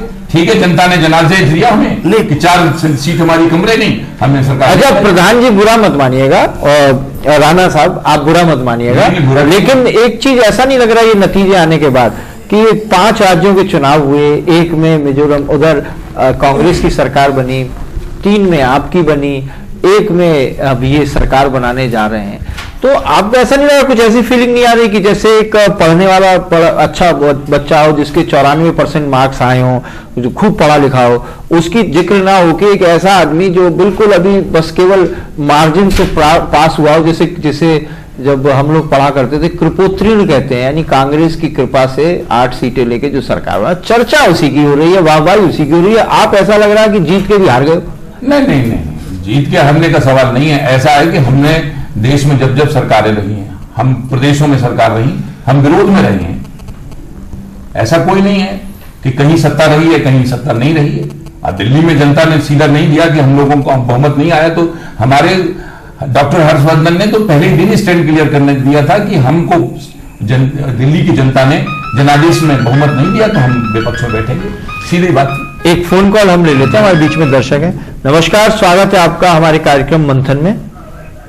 पवन जी नमस्कार, मैं उपेंद्र जी से एक बात पूछना चाह रहा था। जी पहले जरा आपस में अच्छी तरह से जान पहचान तो हो जाए, आप कहाँ से बोल रहे हैं और क्या नाम है आपका? मैं विशाल भारद्वाज बोल रहा हूँ शक्तिपुरम से। जी स्वागत है आपका विशाल जी हमारे इस कार्यक्रम में, पूछिए क्या पूछना चाहते हैं? पवन जी, उपेंद्र जी से एक मेरा सवाल था कि इन्होंने आज तक 65 साल की जो है कांग्रेस पार्टी में जो है अपना शासन किया, लेकिन आज तक ऐसी किसी भी पार्टी को इन्होंने समर्थन नहीं दिया कि खुद जाकर के दिया हो बिना शर्त के। तो आज भी क्या मजबूरी बन गई, तो आम आदमी पार्टी को इस तरीके से समर्थन दे रहे हैं, लेकिन वो ले नहीं रहे थे फिर भी दे रहे थे, ऐसा क्यों? जी बहुत अच्छा प्रश्न है, बार बार इसी को कुरीदने की कोशिश है। वो ऐसा कौन सा ज्ञान है जो इन लोगों को मालूम है, हम लोगों को नहीं मालूम है। चलिए विशाल जी कुछ और पूछना चाहते हैं? नहीं, बस यही सवाल था। जी बहुत बहुत धन्यवाद, जब चाहें आप किसी भी क्षण पुनः इस कार्यक्रम से जुड़ सकते हैं। हमसे बात करने के लिए बहुत धन्यवाद। उपेंद्र जी, गणित किसी को भी समझ में नहीं आ रहा है। समर्थन का पत्र भी आपने आम आदमी पार्टी को नहीं दिया। वो जब वो लोग गए अरविंद केजरीवाल जब नजीब साहब से मिलने गए हैं, लेफ्टिनेंट गवर्नर साहब से, तो वहां पर उन्होंने बताया कि आपके लिए अनकंडीशनल एक लेटर है कांग्रेस का। एक फोन कॉल और ले लेते हैं, चर्चा रहेगी।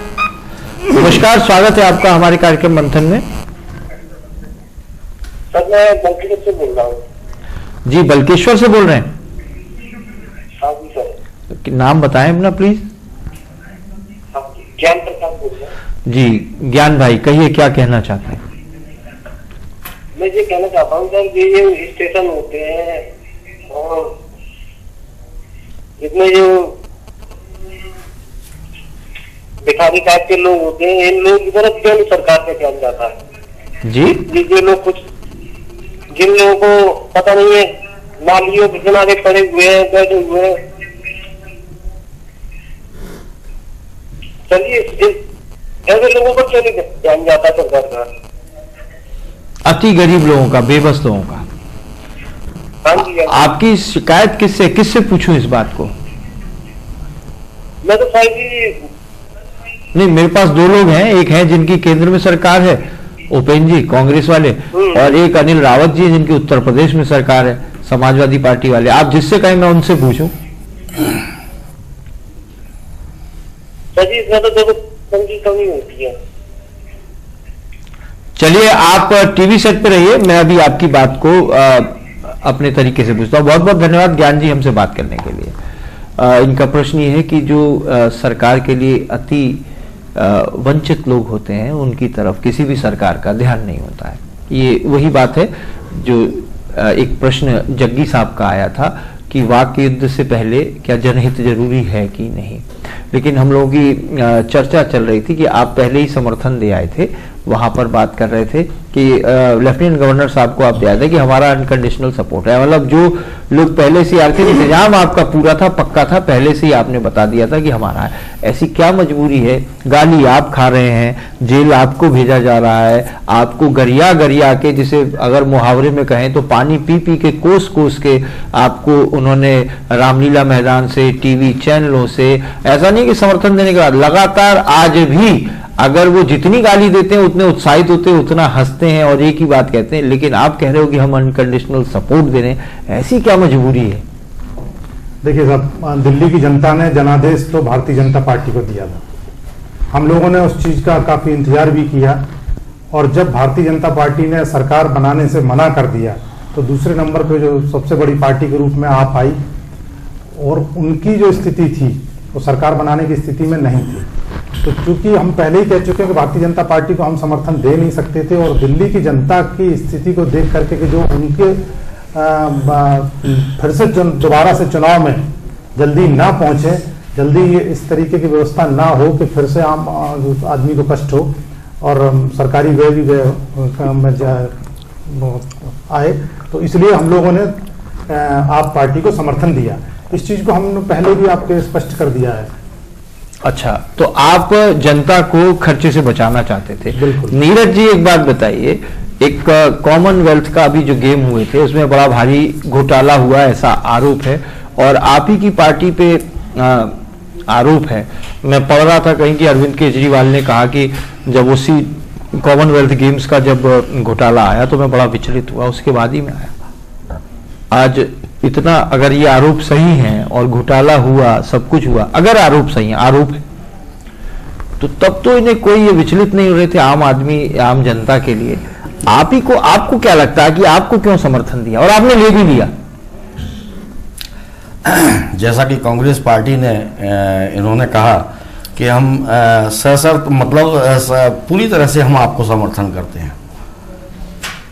हम तो सेकंड पार्टी के रूप में जो है दिल्ली के अंदर बैठे हुए हैं 28 सीट लेकर के, हमारा तो दायित्व नहीं बनता। वो क्या मसला है कि वो क्या मसला है, मैं अभी अशोक राणा जी से पूछूंगा, वो क्या मसला है कि अरविंद केजरीवाल बच्चों की कसम खा के कह रहे थे मैं किसी से समर्थन नहीं दूंगा, ऐसा टीवी चैनलों में देखा है। राणा जी कुछ मानते हैं इस बारे में? आपने जो आपका जो मेन मुद्दा है वो कि सपेरा कौन है, तो सपेरा जब बीन बजाता है ना तो कौन फंसता है उसमें? नेवला तो फंसता नहीं है, सब उसमें सांप फंसता है। तो जो सांप कहते हैं ना कि दुम्हा सांप है, और दुम्हे सांप को कांग्रेस के रूपी सपेरा ने फंसा लिया है। तो सपेरा कौन है? सपेरा कांग्रेस है। अच्छा, और ये क्या नाम है, दुम्हे सांप है, जो दुम्हे खुद कह रहे थे, और ये कहते थे कि केजरीवाल तो अपने लड़के की कसम खा के कहते थे, अपनी औलाद की, कि मैं किसी के समर्थन से सरकार नहीं बनाऊंगा। और जहां तक कांग्रेस पार्टी कहती कि खर्चे का सवाल है कि हम खर्चे में नहीं धकेलना चाहते थे। बिहार में देख लीजिए, बिहार में सस्पेंड रही और फिर दोबारा चुनाव हुए, इनको खर्चे की चिंता है। मैं रावत जी आपसे एक बात पूछना चाहूंगा, करीब 6 सभाएं, मोदी जी का बड़ा हल्ला है। अगर हम एक बात ईमानदारी से कहें तो मोदी जी का पूरे देश में हल्ला है, और आम जनमानस उनके बारे में कुछ सोच रहा है, तभी रैलियों में इतनी भीड़ जा रही है। ईमानदारी की अगर हम बात करें तो नतीजे चाहे कुछ भी आए, उन्होंने 6 रैली करी दिल्ली में, लेकिन वो सरकार नहीं बन पाई। एक फोन कॉल लेने, फिर मैं आपसे बात पूछूंगा। नमस्कार, स्वागत है आपका हमारे कार्यक्रम मंथन में। आदरणीय पवन जी, मैं पुनः आपको परेशान कर रहा हूँ टीवी जग्गी। नहीं, ये आपका मंच है जग्गी साहब, आपकी आवाज से मेरे अंदर उत्साह का संचार होता है। जी बोलिए। जी, मुझे जो है नीरज जी आम आदमी पार्टी के, इनसे ये पूछना चाह रहा हूँ जी, सच नहीं कि कांग्रेस आम आदमी पार्टी को समर्थन सिर्फ इसलिए कर रही है कि उनके हवाई चुनावी वादों की पोल जनता की अदालत में खुल जाए? जी, मैं अभी आपकी बात, मेरा प्रश्न है, मैं अभी आपकी बात नीरज जी से, नीरज उपाध्याय जी से, आम आदमी पार्टी के जिन्हें स्वराज चाहिए उनसे पूछता हूं, लेकिन आपसे भी एक चीज पूछना चाहता हूं। जी जग्गी साहब, आपको पार्टी कौन सी अच्छी लगती है? देखिए, पार्टी जहां तक है, मेरा अपना व्यक्तिगत मत यह है कि उत्तर प्रदेश में समाजवादी पार्टी ने जितने चुनावी उसके घोषणा पत्र थे उसमें से उसने जैसे लैपटॉप वितरण, कन्यादान ये पूरा किया, लेकिन माननीय आदरणीय श्री राणा साहब बैठे, इनकी पार्टी ने एक शब्द भी उनकी प्रशंसा में, एक सकारात्मक, एक राजनीतिक होने का ये परिचय नहीं दिया कि उन्होंने एक जो है उन्होंने वादा पूरा किया, इसलिए हम उनकी प्रशंसा करते हैं। चलिए, अगले सरकार ने एक वादा पूरा किया नहीं कहा, ये राणा साहब से जानना चाहूंगा, क्या ये स्वस्थ परंपरा है? चलिए जग्गी साहब, मैं अभी पूछता हूं, वैसे आप भी सोचिएगा, कभी सास ने किसी बहू की प्रशंसा की है? कुछ तो ट्रेडिशनल रिश्ते होते हैं, कैसे भाजपा सपा की और सपा भाजपा की प्रशंसा करेगा। टीवी सेट पे बने रहिए, मुझे उम्मीद है अभी फिर दोबारा आप हमसे जरूर जुड़ेंगे। बहुत धन्यवाद हमसे बात करने के लिए। साहब, शिकायत है कि इन्होंने सारे वादे पूरे कर दिए, कन्याधन और ये सारी चीजें हुई, लैपटॉप बटा, लेकिन आपने तारीफ नहीं करी अच्छी बात की। नहीं, हम तारीफ तो इसलिए भी, अभी मुलायम सिंह जी ने भी आज ही कहा है जी, मैं आपकी इजाजत तो एक साथ जरूर। एक फोन कॉल ले लें। आपकी उपस्थिति देखकर लोग उत्साहित होते हैं। नमस्कार, स्वागत है आपका हमारे कार्यक्रम मंथन में। हाँ नमस्कार पवन जी। जी। बहुत अच्छी डिबेट आप कर रहे हैं। जी, बहुत धन्यवाद। कहाँ से बोल रहे हैं और नाम क्या है आपका, जान सकते हैं? हाँ नाम भी बताऊंगा मैं अपना, शीतलमल प्रजापति बोल रहा जी हूँ। जी जी, शीतलमल जी, क्या हाल है आपके? बस कृपा है जी। कोशिश करता हूँ आपके कार्यक्रम को देखने का, बहुत बड़ा फैन हूं मैं आपका। नहीं, शुक्रिया आपका। जी कहिए। और ये जो आपने जो चयन किया है कौन है सपेरा, जी, वास्तव में ही ये जो कांग्रेस ने एक तीर से दो शिकार किए और बहुत अच्छे शिकार किए।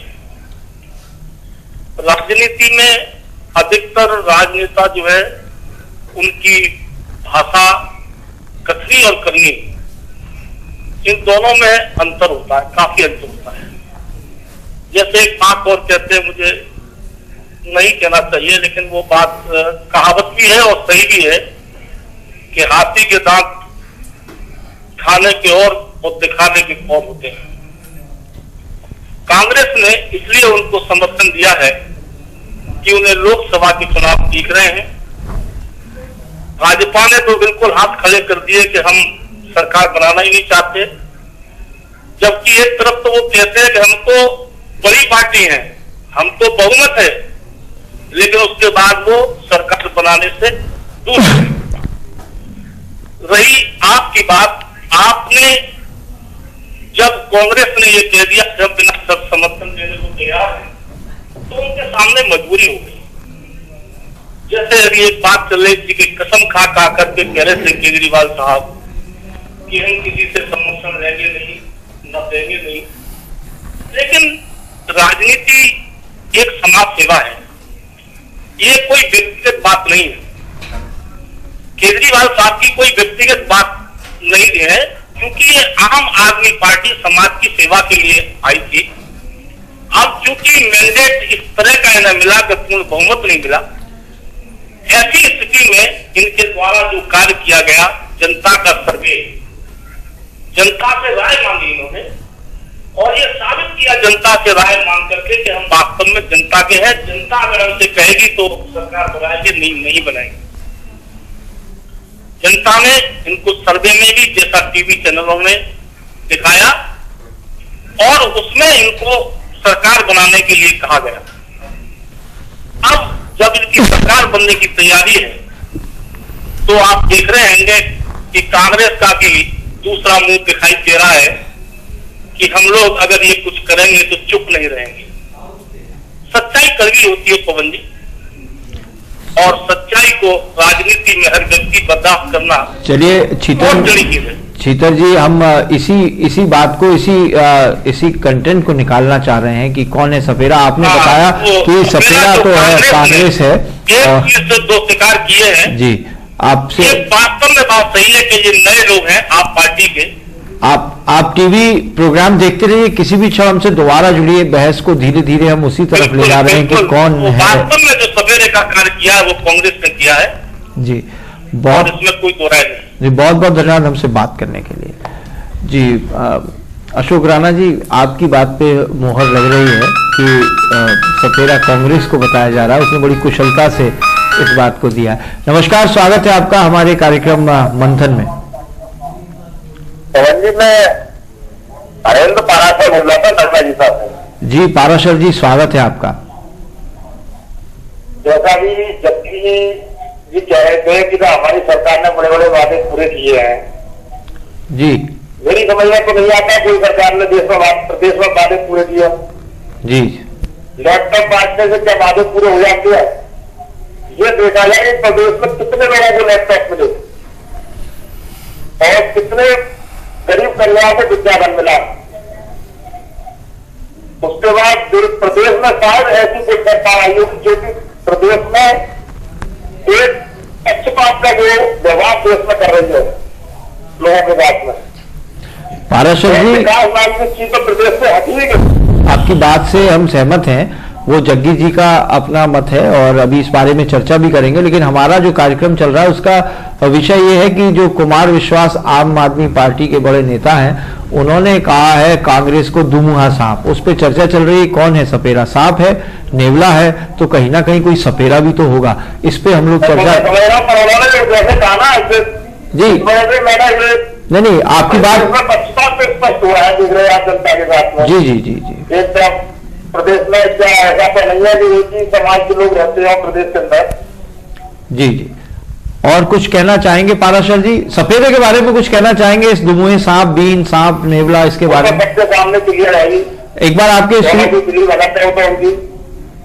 तो जनता को दिखाना चाहते हैं कि हमारा हुआ है, ताकि आम आदमी पार्टी और कांग्रेस की दोनों की अपनी मिली भगत है। जी बहुत धन्यवाद हमसे बात करने के लिए। आपका कहना है कि आम आदमी पार्टी और कांग्रेस की मिली। अच्छा, आपके नेता मोदी जी भी एक आरोप लगाते रहे कि ये कांग्रेस जो है कि बी टीम है आप आम आदमी पार्टी, लेकिन कुछ अजीब सा लग रहा है कि अब एक तो 28 है, 126 है, 28 है और एक 8 है, तो बी टीम तो अब ये प्रतीत हो रहे हैं। एक फोन कॉल और ले लेते हैं, फिर लगातार क्योंकि जनता का मिजाज पता चलता है। नमस्कार, स्वागत है आपका हमारे कार्यक्रम मंथन में। नमस्कार, मैं बरेली से बोल रहा हूँ और मेरा नाम जितेंद्र दीक्षित है। जी जितेंद्र जी, दरअसल ये प्रोग्राम मैं देख रहा हूँ, बहुत अच्छा आपने ये प्रोग्राम शुरू किया है टॉपिक पे। और मैं जो आपके नेता बैठे हैं, मैं उनसे एक सवाल करना चाहता हूँ जी। सवाल ये है कि अरविंद केजरीवाल ने, आप पार्टी ने दिल्ली में जो बहुमत हासिल किया या दिल्ली में जो चुनाव लड़ा, वो लड़ा कांग्रेस और बीजेपी के खिलाफ बोल के, और जनता ने जो वोट दिए वो भी बीजेपी और कांग्रेस के खिलाफ वोट देकर आपको जिताया। ऐसी स्थिति में आप कांग्रेस का साथ लेकर ये जो अब सरकार बना रही है, तो कैसे जस्टिफाई करेंगे ये अपने काम को? क्या ये दबाव में नहीं आएंगे कांग्रेस? जी दीक्षित जी, बहुत बहुत धन्यवाद हमसे बात करने के लिए। आप बरेली से बोल रहे हैं, कैसा मौसम है बरेली में? सर्दी वर्दी ऐसी ही पड़ रही है, कुछ तेज है या? जी हाँ, मौसम बहुत खुशगवार है, सर्दी बहुत अच्छी पड़ रही है, लेकिन राजनीतिक गर्मी बरकरार है। आप टीवी सेट पे रहिए, किसी भी क्षण हम आपसे दोबारा जुड़ने की कामना करते हैं, देखते रहिए। हम भी पूछते हैं कि ये नीरज उपाध्याय जी जो मुस्कुरा रहे हैं, कितने दिन तक मुस्कुराएंगे? बहुत बहुत धन्यवाद हमसे बात करने के लिए। उपाध्याय जी, आप मुस्कुरा रहे हैं, लग रहा है सत्ता की सुगंध है, अच्छा वातावरण। नहीं, मेरा प्रश्न है, ऐसे ही जनता पार्टी के टाइम में जनता पार्टी मुस्कुराई थी। नमस्कार, स्वागत है आपका हमारे कार्यक्रम मंथन में। नमस्कार, स्वागत है आपका हमारे कार्यक्रम मंथन में। हाँ जी, अशोक सागर बोल रहा, मैंने बिना फोन मिलाया। जी जी, स्वागत है आपका। मेरा ये कहना है, आप कचपुरा से बोल रहे हैं? जी हाँ। जी जी, स्वागत है आपका। ये आपके पास जो बैठे हुए हैं, ये राजनीतिक पार्टियों के प्रतिनिधि, हम तो सब आपके ड्राइंग रूम में टीवी के माध्यम से बैठे हैं, आपके अतिथि हैं, बताइए, कहिए। नहीं, आप जिनसे बातचीत कर रहे हैं जी, आप इनसे एक थोड़ा मेरा प्रश्न पूछे, लेकिन फोन नहीं काटा उससे पहले। जी जी, कि ये जो चुन करके भेजते हैं सांसदों को, विधायकों को, सभासदों को, ये मान लो दिल्ली में आप आम आदमी पार्टी को चुन के भेजा है, विधायक कितने चुन के भेजा है? जी दोबारा भेजा चुन करके? जनता ने भेजा है। ठीक है सर, मेरी बात सुनिए। जनता भेजती है, मतदाता भेजते हैं। जी, जनता में और मतदाता में अंतर नहीं है क्या? जनता और मतदाता, जी जी, बोलिए बोलिए। दोनों अलग अलग हैं। जी, जनता के मान लीजिए 100 लोग हैं जनता के, उसमें से 30 लोग मतदाता हैं और 80 लोग मतदाता नहीं हैं। जी, तो जो 30 लोग मत कर देंगे तो जीत जाएगा, 80 वाला रह जाएगा, उसको वोट नहीं है। जी, तो कहना क्या था? जनता में नंबर बताते, जनता में और मतदाता में अंतर है। अच्छा, मतदाता ही चुन करके भेजते हैं, जनता नहीं। जी जी, बहुत से ऐसे लोग जिनके वोट नहीं है, नहीं और अधिक संख्या में वोट वाले हैं। कहना है मान लीजिए मैं आपको 50 आदमी आपके साथ में है, नहीं, मैं ये जानना चाहता हूँ ना उनके वोट नहीं है। सागर साहब, मेरी बात सुनिए, लाइव प्रोग्राम है, समय कम होता, आप कहना क्या चाहते हैं वो कहिए ना, आप तो टेक्निकल बात में आ गए। मैं जनता, ये कह रहा हूँ, ये बार बार एक शब्द आता है कि जनता ने चुन करके भेजा है, जी, और हमारा ये कहना है कि मतदाताओं ने चुन कर भेजा है। ये तो अच्छी बात है ना, मतदाताओं ने, वो जागरूक है, वो जिसका मत है उसका मतदाता है, तो इसमें क्या मतलब कहना क्या चाह रहे हैं जनता से, इसमें क्या मतलब कहना। दूसरा प्रश्न मेरा ये अभी एक सवाल आया था कि सर इस समय जो वर्तमान सरकार है प्रदेश की, नहीं, पहले सागर साहब मैं आप ही से पूछना चाह रहा हूं ना, आप कहना क्या चाह रहे हैं कि ये जनता ने चुन के नहीं भेजती है, मतदाता भेजती है, इसमें फर्क क्या कहना चाहते हैं भाई? जिसका मत डाल मतदाता, जनता नहीं, ये बार बार लोग जो कहते हैं जनता है चुन के भेजा, ये गलत है। नहीं, और अगर मैं आपसे एक बात पूछूं, बुरा मत मानिएगा, जो वोट डालने ही नहीं गया, जो मत का अधिकार प्रयोग करने ही नहीं गया, क्योंकि जो अगर हमारे संविधान में, कानून में सबसे बड़ी सजा है, किसी को भी वोट डालने से वंचित किया जाता है, जैसे कोई पागल हो, दिवालिया हो, इस तरह की चीजें हैं, उससे बड़ी कोई सजा नहीं होती। और अगर कोई व्यक्ति वोट डालने ही नहीं गया तो वो तो या तो ये माना जाएगा उसका इनमें से किसी में भी विश्वास नहीं है, या वो इतना व्यस्त है कि वो अपनी निजी जीवन में है। तो मतलब मैं ये जानना चाहता हूँ, कहना क्या चाह रहे हैं आप? अधिकांश लोगों के मत नहीं है, वो किसमें जुड़ेगा? जनता तो सरकार मत नहीं है, अभी मतदान, वो एक मतदाता दिवस अभी गया है, वोटर कार्ड बनाने का दिवस गया है, तो लोग अगर फिर भी चुन करके भेजते हैं तो मतदाता भेजते हैं, ना कि जनता। चलिए, आप टीवी सेट पे रहिए, आपकी बात को हम मेरा प्रश्न तो थोड़ा जल्दी बताइए। जी जी, हाँ भाई, उन्होंने ये कहा था कि अभी सपा सरकार ने, प्रदेश सरकार है, सबको लैपटॉप बांटे जी, और कोई पक्षपाती, मेरा ये कहना है, एक लड़की जिसने इंटर पास किया विकलांग है जी, और वो अनुमान नगर की, उसका नाम है दिव्या जी, पिताजी का नाम शिवशंकर जी, लेकिन तो विकलांग होते हुए उसको वो लैपटॉप नहीं मिलता है, विकलांग रहेगी बेचारी बिना लैपटॉप के। ये पक्षपाती तौर पर आनंद कॉलेज में वो टीचर कर रही है, मैं प्रमाण से बोल रहा हूँ जी, प्रमाण से बोल रहा हूँ, आनंद कॉलेज में टीचर कर रही है, वो विकलांग बेटी को और लैपटॉप नहीं मिला, क्या वो सामान लाती की थी? आपको आप जरूर हमसे मिलिएगा अगर ऐसा कोई केस है जिसमें लगता है आपको कि अन्याय हुआ है, तो ताज न्यूज आपकी आवाज के साथ रहेगा, चाहे पार्टी दल किसी का भी कोई हो। अगर वो पात्र है और उसे फिर भी लाभ नहीं मिला है तो जरूर ताज न्यूज आपकी आवाज को बुलंद करेगा, चाहे वो दिव्या की आवाज हो चाहे किसी की हो। लेकिन और कुछ व्यवहार नहीं हो रही, बैठपट का है या एससी का है, सामान का है, नहीं, ये एक दूसरी बात है। में और कुछ कहना चाहते हैं आप? जी जी, बहुत बहुत धन्यवाद जी, बहुत बहुत धन्यवाद, बहुत बहुत धन्यवाद। एक तो मैं अनिल रावत जी आपसे जरूर चाहूंगा, आप सत्ताधारी पार्टी के समाजवादी पार्टी के हैं, अगर एक सार्वजनिक मंच पे अगर ऐसी कोई बात होती है तो जरूर आप इसको दिखवाएं कि कहाँ एक ऐसी चूक हो रही है कि एक विकलांग बच्ची है उसको लैपटॉप नहीं मिला है। अगर वो पात्र है फिर भी क्यों नहीं मिला है, इससे आप ही की वाहवाही होगी अगर मिल जाएगा, नहीं तो आरोप तो आप पे लग ही रहा है। जी अशोक राणा जी, इसके बारे में 2 मिनट मैं जी जरूरी बात थी क्योंकि उन्होंने कहा है, तो मैं बता दूं कि जिन भी छात्रों को लैपटॉप मिले हैं वो बिना किसी जाति धर्म के, बिना किसी आय के बंधन के मिले हैं। अगर कहीं कोई छूटा है, वैसे तो ऐसा संज्ञान में अभी तक नहीं आया है, हम लोग भी कार्यालय बैठते हैं, इनने कहा है तो कुछ विशेष परिस्थितियां रही होंगी, ये हमसे किसी भी माध्यम से संपर्क कर सकते हैं, नाम और नंबर उनका नोट हो गया है, तो हम कल इसका खुद भी जांच करा लेंगे और अगर वो बिल्कुल पात्र है तो उसको जरूर मिलेगा। जी अब हमारे पास थोड़ा सा हमें ब्रेक लेना पड़ेगा, लेकिन उससे पहले मैं अशोक राणा जी से जरूर बात करना चाहूँगा क्योंकि इन्हें कहीं जाना है और इन्हीं की पार्टी के एक साथी हैं वो यहाँ हमारे बीच में मौजूद हैं, लेकिन उससे पहले कि ब्रेक के बाद वो आए, मैं जरूर राणा साहब से पूछना चाहूँगा कि राणा साहब आपने तो बता दिया कि सांप सपेरा कौन है, जनता ने भी बता दिया। जी जनता ने भी बता दिया, लेकिन मैं आपसे भी पूछना चाहूँगा कि आपको डर नहीं लग रहा मोदी जी की 6 रैली सब कुछ होने के बावजूद आप भी सरकार दिल्ली में नहीं बना पाए?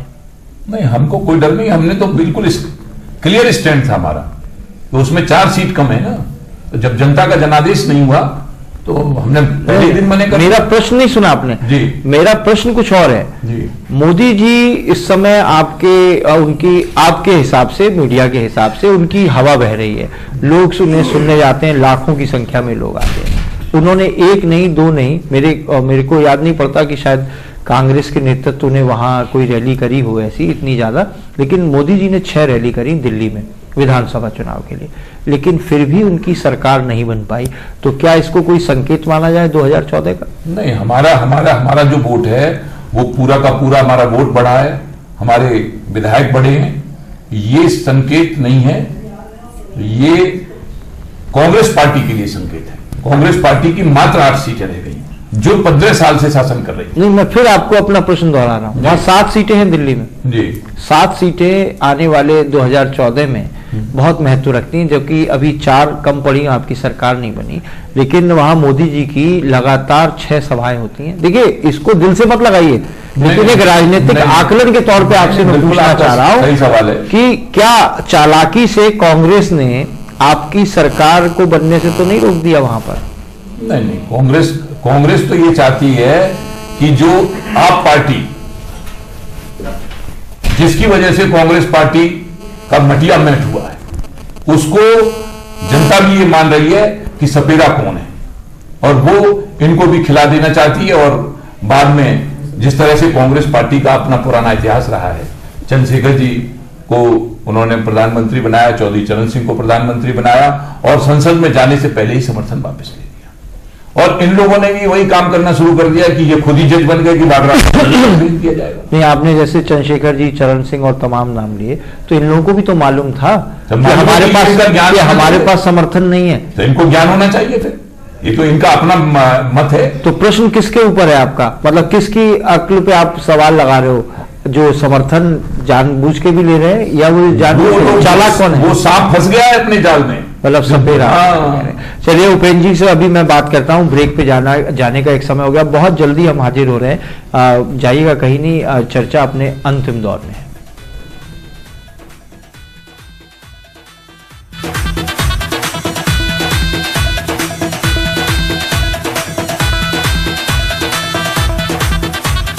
दिल्ली विधानसभा के चुनाव नतीजे क्या आए, तीनों पार्टियां ईमानदारी का पंखा झलने लगी हैं। अपने को ईमानदार दिखाने की जुगत में दूसरी पार्टियों को पानी पी पी कर कोसने का सिलसिला शुरू हो गया है।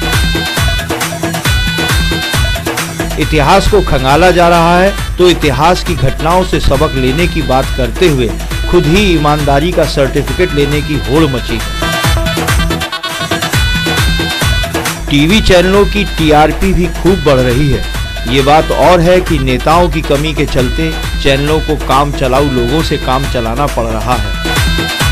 तर्क कम पड़ने लगे तो एक दूसरे को सांप बिच्छू भी बोलना शुरू कर दिया। एक पार्टी ने तो हद ही कर दी, दूसरी पार्टी को दुमुहा सांप बताकर। हमारा प्रश्न है, सांप नेवले तो आ गए, लेकिन सपेरा कौन है? आइए करते हैं मंथन। इस बार मंथन में कौन है सपेरा?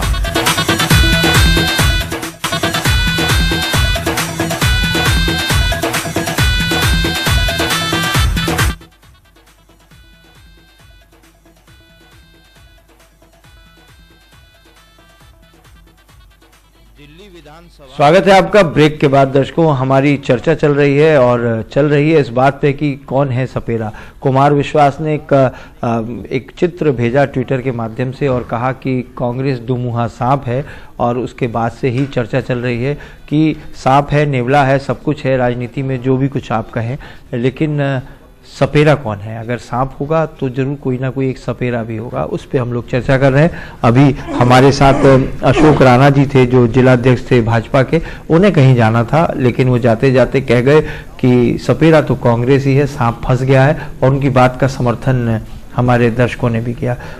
ललित चतुर्वेदी जी महानगर उपाध्यक्ष हैं भाजपा के, उन्होंने उनका स्थान लिया है। ललित जी, स्वागत है आपका। आप बीच में आए हैं, आपको समय कम मिलेगा लेकिन आ गए। आपकी फोटो आ रही है, आपका चित्र आ रहा है, लेकिन पीछे पीछे एक सांप भी आ रहा है।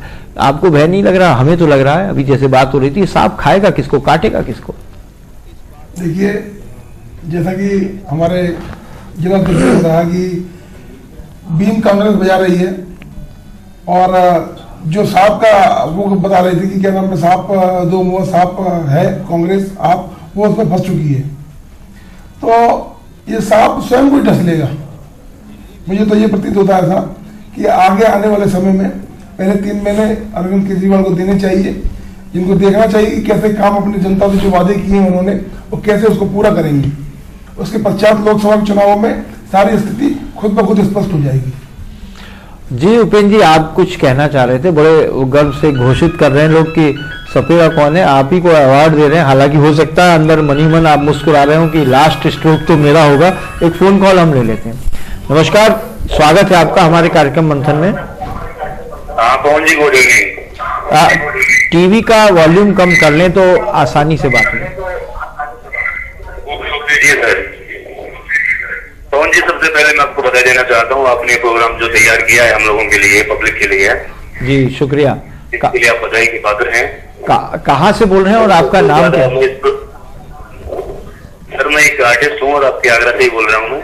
जी नाम बताएंगे तो बड़ा अच्छा लगेगा बातचीत। मेरा नाम मुनील चौधरी है। जी चौधरी साहब, स्वागत है आपका, कहिए।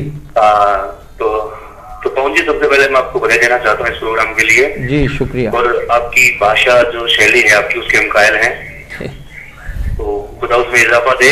जी। और आपका जो शब्दों में जो माधुर्य है वो प्रोग्राम को देखने के लिए मजबूर कर देता है। जी जी शुक्रिया, कहिए क्या कह। अब ये जो इंडियन पॉलिटिक्स है उससे तो हम सब वेट करते हैं, आप भी, मैं भी और सभी। जी।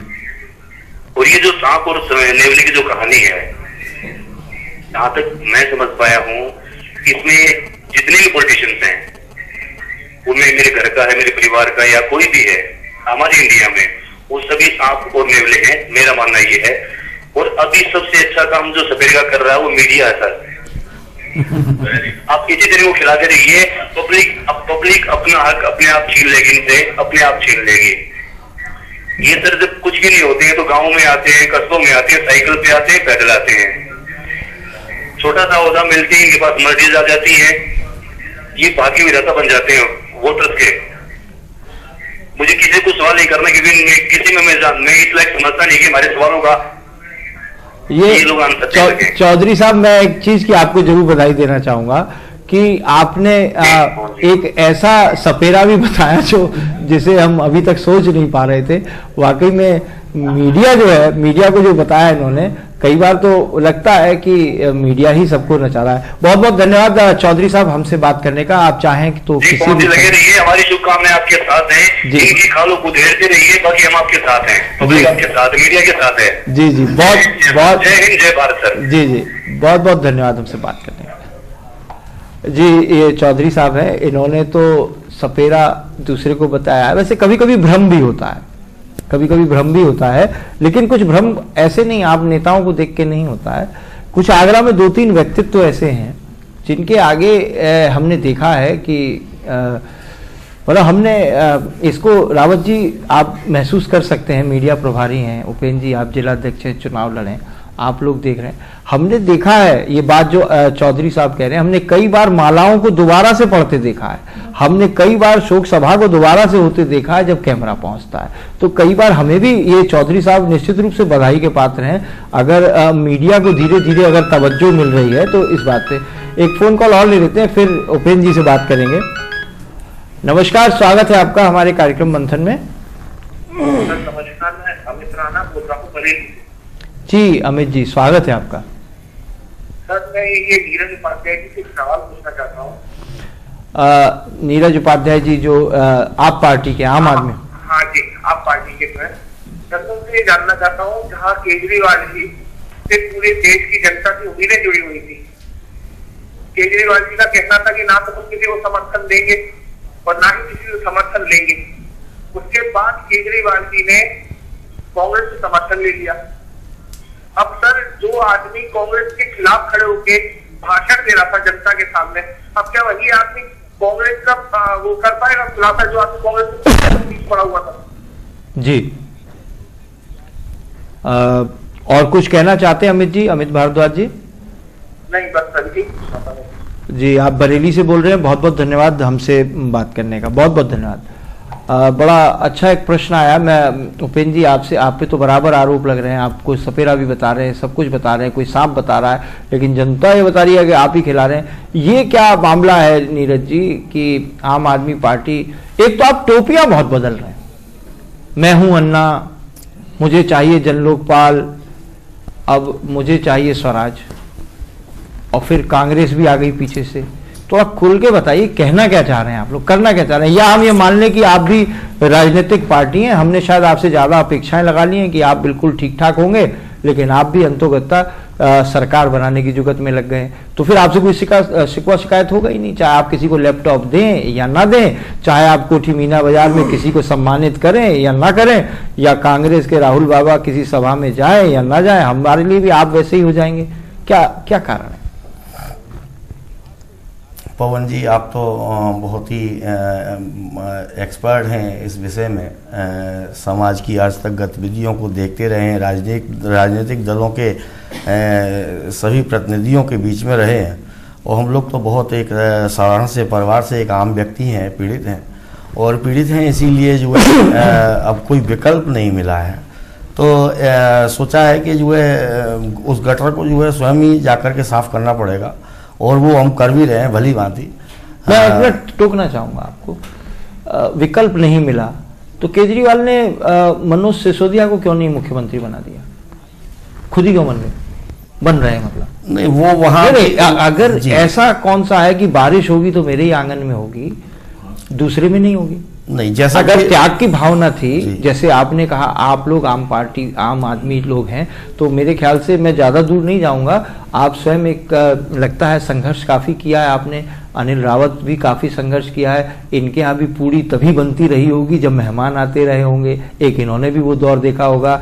हमारे बीच में ललित चतुर्वेदी बैठे हैं, ये भी मध्यम वर्गीय परिवार से हैं, इन्होंने भी देखा होगा कि माताएं कैसे बजट को बनाती रही होंगी, उसी में सब कुछ चलाती रही होंगी, कोई ना कोई रह गया होगा। उपेंद्र जी के बारे में पूरा आगरा जानता है कि इन्होंने बहुत संघर्ष किया है, सब कुछ किया है, तो ये भी तो आम आदमी है, लेकिन एक राजनीतिक लोग हो गए। मैं इनको क्लीन चिट नहीं दे रहा, बस मेरा शिकवा शिकायत आपसे यही है, आप भी मान लो ना कि अब आप भी पॉलिटिकल हो, उसी चीज में आ गए हो, जैसे एक थैली में जैसे होते ना, समझ रहे हो ना मेरी बात को? तो मान लो आप उसको, जब आप राजनीतिक हो गए हो तो। नहीं, अब इस विषय में आप जो है मनीष सिसोदिया जी के विषय में अगर आप जानना चाह रहे हैं तो ये तो विधायक दल की बैठक है, उसके अंदर तय होगा। उद्देश्य आम आदमी पार्टी का एक ही है, मैनिफेस्टो के ऊपर काम करना है। हमें उन लोग दो बातें हुई, मैं आपसे पूरा, क्योंकि चर्चा अब बहुत अच्छा विषय आया है जी। तो विधायक दल की बैठक हुई और उसमें तय हो गया कि अरविंद केजरीवाल बनेंगे। ठीक उसी प्रकार से जैसे अगर कोई भी सभा होती है तो उसमें तय हो जाता है कि साहब उसमें अगर कोई बनेगा तो वो राहुल जी बनेंगे। ठीक उसी तरह से अगर कोई तय होता है तो उसमें तय हो जाता है कि उसमें साहब अखिलेश यादव बनेंगे। तो फर्क कहाँ आया? क्या फर्क जानना चाहते हैं? मैं ये जानना चाहता हूं कि जब बनना था एक ही रेस में 4 लोग चले। मैंने कहीं पर भी देखा, शुरू से आप देख लीजिए, जैसा कि अभी हमारे चौधरी साहब ने बताया था कि मीडिया लगातार दिखा रही है, सब कुछ हो रहा है, क्योंकि आप लोगों ने जो भी गतिविधि करी वो वहीं करी जहां कैमरे थे, बिना कैमरे की कोई गतिविधि नहीं हुई। तो सब कुछ देखा है। मनीष सिसोदिया भी उतना ही चले जितना कि अरविंद केजरीवाल चले, जितना कि संजय सिंह चले और दूसरे जो लोग थे। तो अचानक जब फल लेने की बारी आई तो एक ही आदमी को क्यों हो रहा है? मेरा मतलब ये बात समझिए कि मैं कोई पूर्वाग्रह से पूछ रहा हूं या मुझे अरविंद केजरीवाल से कोई बुराई है। मैं ये जानना चाह रहा हूं कि जब भगवान की दया बरसी या प्रसाद जब बटा तो केजरीवाल ही क्यों? फिर आप कैसे आरोप लगा सकते हैं कि राहुल गांधी ही बनते हैं, 10 जनपद से ही राजनीति होती है? या फिर हाँ, भाजपा को मैं थोड़ा अलग कर सकता हूं क्योंकि इनमें कई लोग अभी नाराज हैं मोदी जी के आने का, पता नहीं क्या होगा 6 महीने में, देखी जाएगी। लेकिन जैसे इनकी पार्टी है, समाजवादी पार्टी है, वहां घूम फिर के एक ही परिवार में हो जाती है। और आपके यहाँ भी तो चल रहा है बस केजरीवाल, कोई और नहीं है या बस एक ही आपके पास? नहीं, ये तो वहाँ की कार्यकारिणी विधायक दल की जो बैठक है उसके अंदर जो तय होना है नहीं हो गया, वो तो उन्हीं लोगों ने तय करना है, हम लोगों ने तो करना नहीं। हम नहीं, तो यही बात जब ये कहते हैं, मैं यही तो आपसे कह रहा हूं। उपेंद्र जी, आप मेरी बात से एक सेकंड, नीरज जी आऊंगा, पूरा समय दूंगा आपको। आप क्या कहना चाहते हैं? मेरी बात को आप समझ रहे होंगे शायद। देखिए साहब, मैं हिंदुस्तान में और हिंदुस्तान के बाहर भी कुछ इस तरीके की कंपनियां आई, मल्टीनेशनल कंपनियां और MLM जिसको बोलते हैं, उन्होंने सपने दिखाए, सपने दिखा करके किस तरीके से जनता को किया और बाद में उनके सपनों को बेच करके और वो उन्होंने अपने उद्देश्य में सफल होकर के पैसे बटोर के भागी भी हैं। इसी तरीके से इन्होंने आम जनता को सपने दिखाए केजरीवाल साहब ने, और उसके बाद में आकर के उन पहले कहते रहे कि हम राजनीति से हमारा कोई सरोकार नहीं है। हाँ, इस चीज को मैं जरूर कहूंगा कि इन्होंने जहां पे अभी आपने एक बात कही, इन्होंने अपनी बात को वहीं उठाया जहां पे कैमरे थे। उस चीज को मैं अभी आपके विषय पे नहीं उपेंद्र जी, मैं आप राष्ट्रीय स्तर पर पहुंच गए हैं और अब राहुल जी की पाठशाला में भी जाते हैं, तो आप बड़े चतुर ट्रेनिंग ले रहे हैं। मैं आपसे बस एक प्रश्न पूछना चाहता हूं कि आपके चयन में और इनके चयन में क्या फर्क रहा? ये बड़ी महीन बात है कि वहां केजरीवाल ही बनेंगे और आप क्या गांधी परिवार का जनपद का कोई आदमी बनेगा? जनपद का ऐसा नहीं है। बीच में देखिए हमारे यहाँ पीवी नरसिम्हा राव साहब भी काफी दिनों तक रहे। आज मनमोहन सिंह जी प्रधानमंत्री है, 10 जनपद का कहाँ से प्रधानमंत्री है? पिछले 20 वर्ष से कोई प्रधानमंत्री नहीं है। और अभी अगर प्रधानमंत्री बनना राहुल जी अगर चाहते, अगर ऐसा ही होता तो राहुल जी कभी बन सकते थे। लेकिन हमारे यहाँ एक पूरी चयन प्रक्रिया के अंतर्गत पहले महासचिव थे, अब हम ही लोगों ने चाहा कि वो उपाध्यक्ष बने और आगे जिम्मेदारी दी जाए। पिछले 20 वर्ष से 10 जनपद का कोई भी आदमी प्रधानमंत्री पद पे आसीन नहीं है। ये तो सबको मालूम है कि बॉस कौन है, और अगर किसी को भी शक हो तो वो फेसबुक लेकिन संवैधानिक व्यवस्था के अंतर्गत जो व्यक्ति बैठा हुआ है उसी को माना जाता है। बिल्कुल उसी तरह की बात है, क्यों नीरज जी?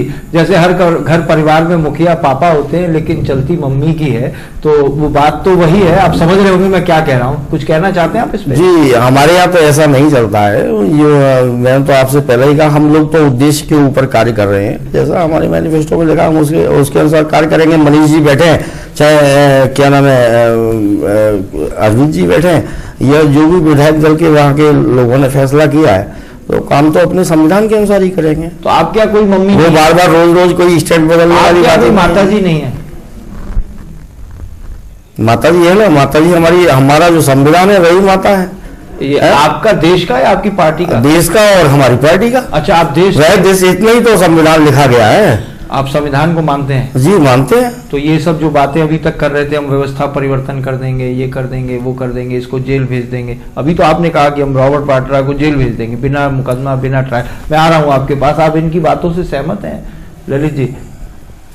जहां तक ये संविधान, अच्छा वैसे एक चीज और है, मैं साफ साफ तो बोल नहीं सकता, मेरी भी बाध्यता है। एक मम्मी नजर आई, माता जी हैं कहीं, और इनके यहाँ बाबा जी हैं, वो थे, अब तो विच्छेद हो गए बाबा जी से। आपके यहाँ भी कोई ताऊ जी हैं कहीं? देखिए भारतीय जनता पार्टी के अंदर में थोड़ा उसी पे आइए ना बात को। हाँ। देखिए आप लोग राजनीतिक लोग हैं, आप लोग बात को घुमा देते हैं। और पहले इंदिरा जी रैली करती थी, गरीबी हटाओ, पता चला आदमी 2 रुपए लेके तांगे में गया, वो 2 रुपए और खर्च हो गए, गरीबी और बढ़ गई। तो आपसे बस ये पूछना चाहता हूँ, कहीं ताऊ जी हैं? हमारे कोई ताऊ जी, कोई नागपुर वाले ताऊ जी नहीं है? कोई नहीं। जी आप बताइए। तो जैसा कि संविधान के ऊपर विश्वास करने की बात है, तो ये देश के संविधान के ऊपर चल रहा है। बाकी इन्होंने अपनी पार्टी का संविधान बनाया है, वो एक इनका अपना विषय हो सकता है। किंतु मैंने कहा कि जो हमारे विषय चल रहा था कि सांप नेवला और सपेरा कौन, तो 1 मिनट चतुर्वेदी जी, आप अभी एक फोन ले लें, फिर आपसे बात करते हैं। नमस्कार, स्वागत है आपका हमारे कार्यक्रम मंथन में। पवन जी। जी जी, स्वागत है आपका दोबारा से। आपकी जो बात जी, ताऊ जी तो है, अगर ताऊ जी नहीं होते तो आडवाणी जी दूर नहीं। जी जी जी जी। और इसीलिए नरेंद्र मोदी जी आए और काफी उनका विरोध भी हुआ, और ये सब टीवी चैनलों ने भी दिखाया। तो ऐसी बात नहीं है, ताऊ जी भी हैं, तो फिर लेकिन राजनीतिक लोग कितने स्वीकार करते हैं ये बात दूसरी है। लेकिन हमारी आप पार्टी की बात, अभी तो इनके मुख्यमंत्री बने भी नहीं है। एक विधायक जी जो है मंत्री पद न मिलने की वजह से नाराज हो गए हैं, बिन्नी जी। कहाँ ये समाज में भला करने की बात कर रहे हैं, ये सारी चीजें हो रही हैं। एक बात आती है सीधी कि सत्ता पाए काय मत नहीं। तो ये मत की जो बातें हैं, और पवन जी आप तो खैर राजनीति में बिल्कुल उत्पन्न हुए हो, आपको तो सारी मालूम है। कि राजनीति के लोग क्या कहते हैं क्या नहीं कहते हैं, सभी के ताऊ हैं, माताजी है जैसा आप समझते हैं। हाँ ठीक है, आपने उसको गोपनीय रखा थोड़ा। नहीं, हमारी कुछ बाध्यता होती है वकील साहब, और हम तो बस एक ये दिखा रहे हैं कि अगर हम ये बात कहना चाह रहे हैं कि अगर आप पार्टी कांग्रेस पे 10 जनपद का आरोप लगाती है और भाजपा वाले भी 10 जनपद का या किसी का आरोप लगाते हैं, तो वहां भी नागपुर है, 10 जनपद तो है ही है, सबको मालूम है। और आप बने रहिए, किसी भी क्षण आप पुनः हमसे जुड़ सकते हैं। बहुत बहुत धन्यवाद हमसे बात करने के लिए। मेरा केवल इतना सीधा सा प्रश्न है ललित जी, आपका आरोप रहता है कि 10 जनपद ने थोप दिया, वो चल रहा है, पर एक अभी मेरे साथी और रह गए अनिल रावत जी, इनसे भी पूछ लूं। सैफई महोत्सव हो रहा है, जा रहे हैं आप उसमें? जी 26 तारीख से चलेगा, जरूर। मेरे प्रश्न को समझिए, जा रहे तो सारा प्रदेश चलेगा वहां से? नहीं, ऐसा तो नहीं है, वो एक सांस्कृतिक कार्यक्रम है। आगरा में भी होता है, ताज महोत्सव होता है, लखनऊ महोत्सव, बनारस महोत्सव, सारे बड़े बड़े शहरों में होता है। उसी तरह एक वो चीज है, वहां भी होना है। आपको भय नहीं लग रहा आप पार्टी से, आम आदमी पार्टी से? देखिए, आप आम आदमी पार्टी से भय तो बिल्कुल भी नहीं है। आपका मूल विषय चल रहा था, मैं उसके बारे में थोड़ा बता दूं। नहीं, वो मूल विषय पे ही आ रहे हैं, हम घूम फिर के वहीं आ जाएंगे। भय लगता है, वो अब खुद ही भयभीत हो गए हैं इतनी बुरी तरह से। आपस में आप मम्मी की बात कर रहे थे, मम्मी इनकी पार्टी में भी है, वो आजकल रुष्ट चल रही है, क्योंकि वो जो निर्णय लिया गया है, वो मैनिफेस्टो की बार बार बात कर रहे हैं नीरज जी। मैनिफेस्टो पूरा का पूरा इनका कांग्रेस के खिलाफ था। आज स्थिति है कांग्रेस से समर्थन लेकर सरकार बनाने, मैनिफेस्टो तो एक तरफ रख दिया। इनकी मेन कोर ग्रुप में बेदी जी भी थी, आज वो नाराज है इस बात पर कि आपने कांग्रेस समर्थन लेकर सरकार बना रहे हैं। जिस पार्टी का आप विरोध करते रहे, लड़ते रहे इसके खिलाफ, उसी की वजह से जनता ने आपको चुना, और आप उसका समर्थन लेकर सरकार बना के कितने मुंह अपना दिखाना चाहते हैं। एक मुंह वो भी था जब आप वोट मांगने गए कांग्रेस के खिलाफ, एक मुंह ये भी दिखा रहे हैं। दूसरा, आप दूसरों को एक कंधे पे सांप डाल के 2 मुंह और बता रहे हैं। तो आप अपने मुंह की तरफ भी देखिए कि आपके अभी कितने मुंह और दिखाई देंगे, तो आपको फिर कोई लोग क्या कहेंगे। सपेरा कौन है? सपेरा तो जो खिला रहे हैं इनको, ये फंस गए इस जाल में, जिस सरकार बनाने के चक्कर में जाल में फंस गए। सबकी मजबूरी थी, भारतीय जनता पार्टी को मैंडेट मिला, सबसे ज्यादा चीजें सीटें आई, लेकिन उनकी मजबूरी थी किससे समर्थन लेते, कौन उनको समर्थन देता। थी, कौन देता? फंसना था बीन में, तो अब पार्टी फंस गई, और जो फंसता है उसका पतन भी निश्चित होता है। तो इनका पतन भी शुरुआत हो गई, शुरू होते ही पतन शुरू हो गया। जी दर्शक, हम लोग प्रोग्राम के अंतिम हिस्से में आ चुके हैं, काफ़ी समय हो जाता है, लाइव प्रोग्राम है, दर्शकों का प्यार है, फ़ोन कॉल अभी भी बज रहे हैं, लेकिन हमें कहीं तो इस प्रोग्राम को विराम देना ही होगा। विषय हमारा चल रहा है, लेकिन इस प्रोग्राम में आखिरी बार मैं जरूर, जैसी हमारे प्रोग्राम की परंपरा है, क्योंकि विषय थोड़ा भटकता रहता है इधर उधर, तो कुछ भी अगर रह गया हो तो वो आप लोग बोल सकते हैं। मैं उपेंद्र जी से शुरुआत करूंगा, क्योंकि दर्शक लोग यही कह रहे हैं, हो सकता है कि कुमार विश्वास बड़ा खुश हो रहे हों, लेकिन दर्शक यही कह रहे हैं कि जाल में फंस गया है सांप। इस चीज़ पे काफ़ी चर्चा हो भी गई है, और इस तरीके का जो कार्यक्रम आपने किया है अच्छा कार्यक्रम है, लेकिन ना तो कोई दुमुहा सांप है, ना ही कोई सपेरा है। इस विचार से भी सहमत नहीं हूँ मैं। दूसरी चीज़, मैं भारतीय जनता पार्टी के साथी से पूछना चाहूँगा कि अभी इनके 4 लोग नहीं आए और उन्होंने सरकार बनाने से मना कर दिया कि हम इस चीज़ में विश्वास नहीं करते। क्या आगामी लोकसभा चुनाव में अगर ऐसी स्थिति रही तो ये क्या करेंगे? क्या समर्थन लेंगे कहीं से या नहीं लेंगे? क्योंकि पहले इनका इतिहास रहा है कि जब 170-72 अटल जी जैसा व्यक्तित्व के सामने 170-72 सीटें लाई थी, तब 24 दलों की मिलकर के इन्होंने सरकार बनाई थी। आगामी लोकसभा चुनाव में जनता ने अगर इनको पूर्ण बहुमत नहीं दिया तो तब इनका क्या स्टैंड रहेगा? जी ललित जी, आप प्रोग्राम में आखिर में जुड़े हैं, कुछ कहने को समय भी आपको कम मिला है, इस प्रोग्राम में कुछ भी कहना चाहें संक्षेप में कह सकते हैं। जैसा कि इस प्रोग्राम का थीम था कि सपेरा कौन, तो ये बात तो खुल के आ चुकी है आगे प्रोग्राम में। अभी जहाँ तक मेरे साथी उपेंद्र सिंह जी कह रहे हैं कि हम लोगों ने कोalition करके गवर्नमेंट बनाई है पहले ही अटल जी के टाइम में, और क्या आगे हम बनाएंगे कि नहीं बनाएंगे। देखिए, गवर्नमेंट बनाना और न बनाना ये विषय उस समय डिपेंड करता है, क्या नाम है आपकी, जिस समय सीटें की जो पोजीशन होती है वो क्लियर हो जाती है। हमारे पास में दिल्ली में मैंडेट नहीं था, दिल्ली में हमें ज्यादा सीट मिली पर मैंडेट नहीं था। अब लोकसभा में क्या स्थिति बनेगी, कौन हमको समर्थन देगा, कौन हमसे चुनाव पूर्व कोalition करेगा, कौन बाद में करेगा, ये तो आपस में बैठ के कॉमन मिनिमम प्रोग्राम बना के तय किया जाएगा। इसके अंदर कोई दिक्कत वाली बात नहीं है। लोकसभा में वैसे भी हम अपनी गवर्नमेंट बनाने जा रहे हैं नरेंद्र भाई मोदी के नेतृत्व में, इसमें कोई किंतु परंतु वाली बात नहीं है। नरेंद्र भाई मोदी इस देश के अगले प्रधानमंत्री होंगे, ये हमारा नहीं जनता का कथन है। जनता इस बात को बार बार दोहरा रही है। अनिल रावत जी, आज के कार्यक्रम में अंतिम बार, आपको समय काफी कम मिला है, यूं कहें कि आपके बोलने का कोई ज्यादा प्रिय विषय नहीं था, कुछ भी कहना चाहें कह सकते हैं। प्रधानमंत्री मोदी जी बन रहे हैं, ऐसा ललित जी का कहना है। ललित जी का सोचना अच्छा है, सोचना चाहिए लोगों को। आप हमारे अग्रज हैं, आप बहुत सी बातें बिना कहे भी कह जाते हैं और आप एक पर्दा भी रखते हैं, एक कुशल वक्ता हैं।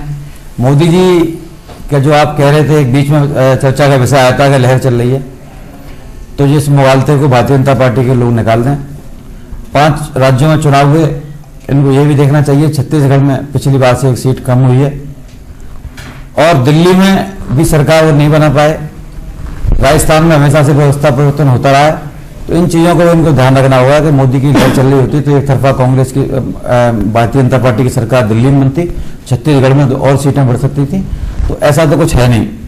दूसरी बात रही आप पार्टी की, तो आप पार्टी ने जो जिस तरह से दिल्ली में छोटा सा राज्य है, जिस तरह की चुनाव से पूर्व हरकत करें, खंबे पर चढ़ गए, तार काट दिए कि हम आपके यहाँ कोई सीवर की सफाई नहीं आएगा तो हम सफाई करने आएंगे, हम आपका मलबा उठाने आएंगे, हम आपके यहाँ पानी नहीं आएगा तो एक पानी भर के लाएंगे, मटके में आपको पिलाएंगे। तो इनकी परीक्षा का विषय है, अब सरकार ये बनाएंगे। जो ये नहीं करना चाहते थे वो शुरुआत कर दिए, आने वाला समय ये सब उस दिल्ली में उलझ के रह जाएंगे। करने को इन्हें बहुत दिखाना चाहिए। हमारी शुभकामनाएं कि दिल्ली में मुख्यमंत्री बने तो सरकार उस तरह चलाएं, इस तरह ने कहा था, मैनिफेस्टो के खिलाफ न जाए, जिसकी शुरुआत कर चुके हैं। जी नीरज जी, काफी उम्मीदें हैं आपसे रावत जी को। जी, मैं तो यही कहूँगा कि अपने आप को बचाने के लिए आप लोगों को जागना होगा और अपनी समस्या के समाधान के लिए आप लोगों को खुद एकजुट होना होगा। और जैसा कि आज तक की 65-66 साल की राजनीति में आप लोगों ने और हम सभी ने, देश की जनता ने उम्मीदें लगाई हैं, तो क्या हमें उन वह उम्मीद पे हमारे खरे उतरे हैं? नहीं उतरे हैं। इसी को लेकर के एक आपको विकल्प मिला है आम आदमी पार्टी के तौर में। मैं यही अपील करूंगा, ज़्यादा से ज़्यादा संख्या में लोग बाग जुड़े और अपनी समस्या के लिए एकजुट हों और जो है इसका निदान करने में अपनी भूमिका निभाएं। जी, ये नीरज उपाध्याय जी हैं, कह रहे हैं आप पार्टी से हैं, आम आदमी पार्टी से हैं। आपका कहना है कि आम आदमी ने अपनी सरकार बनाई है और लोगों ने मौका दिया है, ये सरकार करेंगे। वहीं अनिल रावत जी ने शुभकामनाएं दी हैं आप पार्टी को और साथ में चेतावनी भी दी है और मंद मंद कहीं मुस्कुराते हुए इन्होंने ये भी कहा है कि ये तो अब दिल्ली में उलझ के रह जाएंगे और उम्मीद करते हैं शुभकामनाओं सहित कि ये अपना मैनिफेस्टो का पालन करें, उसके खिलाफ ना जाएं।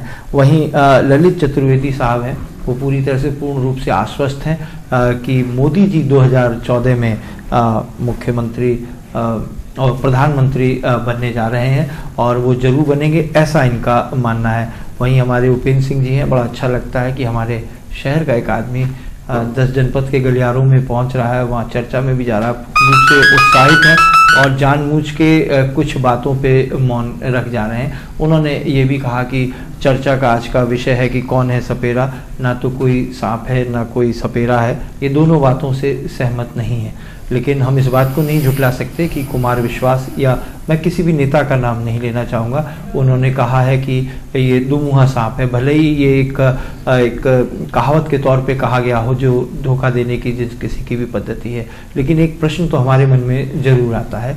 यदि आपको मालूम है कि ये आदमी हमें धोखा देगा तो हम अगर उसके पास जा रहे हैं तो ऐसा क्या हमारा भी लालच है जो हम उसके पास जा रहे हैं? अगर हमें लगता है कि कोई ठग है तो भी अगर हम उसके पास जा रहे हैं तो हमारे मन में एक प्रश्न जरूर उठता है कि ये क्यों हमें ठग लेगा।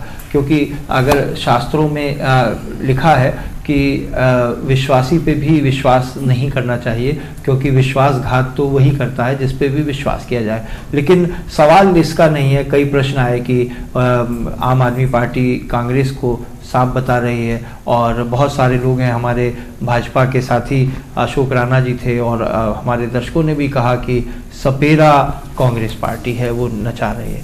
कांग्रेस के पास कहने को बहुत कुछ हो सकता है। आम आदमी पार्टी के पास सरकार बनाने के लिए बहुत सारे तर्क हो सकते हैं, वहीं भाजपा के लिए कोई रणनीति हो सकती है, और समाजवादी पार्टी भी कहीं तीसरे मोर्चे में अगर कुछ सीटें कम पड़ती हैं तो वहाँ पर भी वो निगाहें टिका के रह सकती है।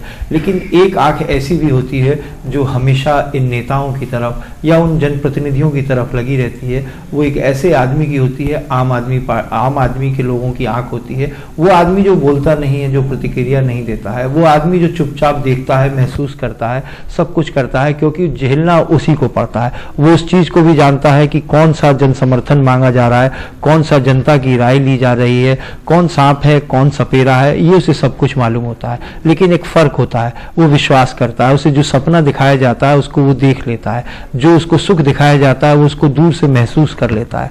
लेकिन जब जब उसे छला जाता है तो वो भी बताता है कि नहीं, मुझ में वजन है।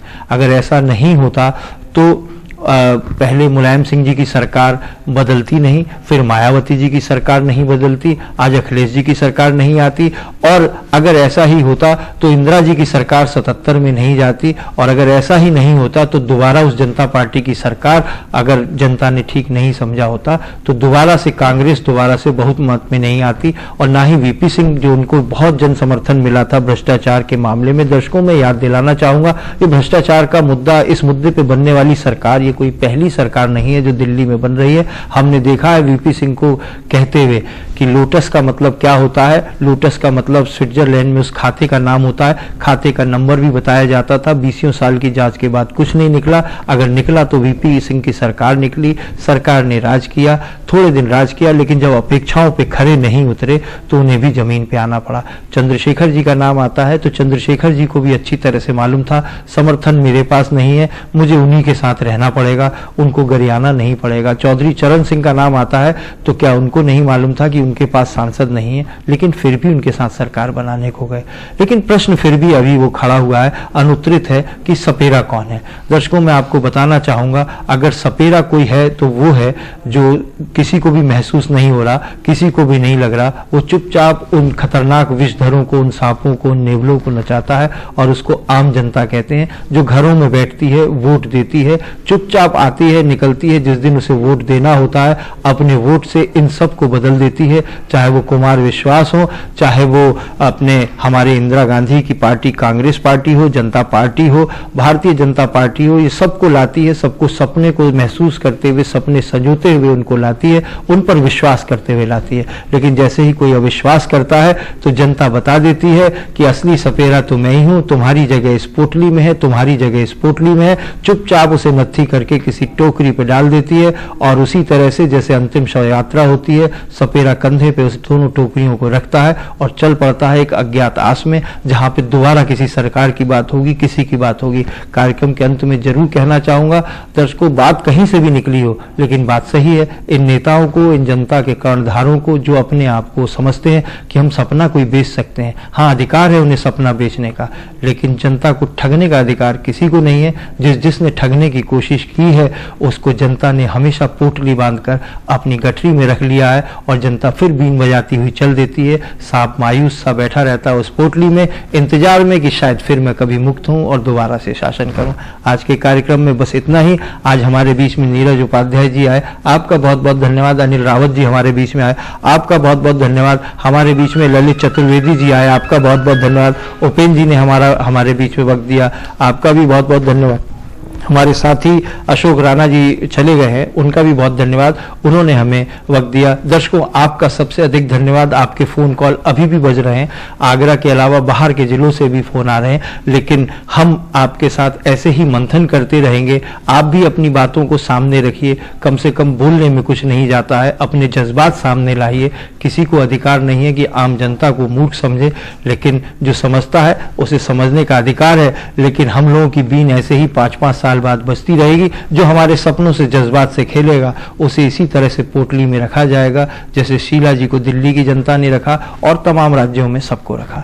फिर दोबारा चुना जाएगा, फिर दोबारा देखा जाएगा, अगले हफ्ते फिर दोबारा मंथन किया जाएगा किसी और विषय पे। आज के लिए बस इतना ही, नमस्कार। इतिहास को खंगाला जा रहा है तो इतिहास की घटनाओं से सबक लेने की बात करते हुए खुद ही ईमानदारी का सर्टिफिकेट लेने की होड़ मची। टीवी चैनलों की टीआरपी भी खूब बढ़ रही है। ये बात और है कि नेताओं की कमी के चलते चैनलों को काम चलाऊ लोगों से काम चलाना पड़ रहा है। तर्क कम पड़ने लगे तो एक दूसरे को सांप बिच्छू भी बोलना शुरू कर दिया। एक पार्टी ने तो हद ही कर दी, दूसरी पार्टी को दुमुहा सांप बताकर। हमारा प्रश्न है, सांप नेवले तो आ गए, लेकिन सपेरा कौन है? आइए करते हैं मंथन। इस बार मंथन में कौन है सपेरा?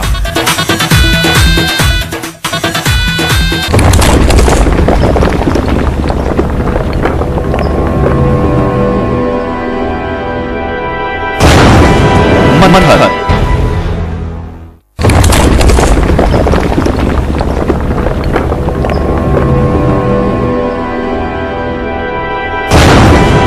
मंथन।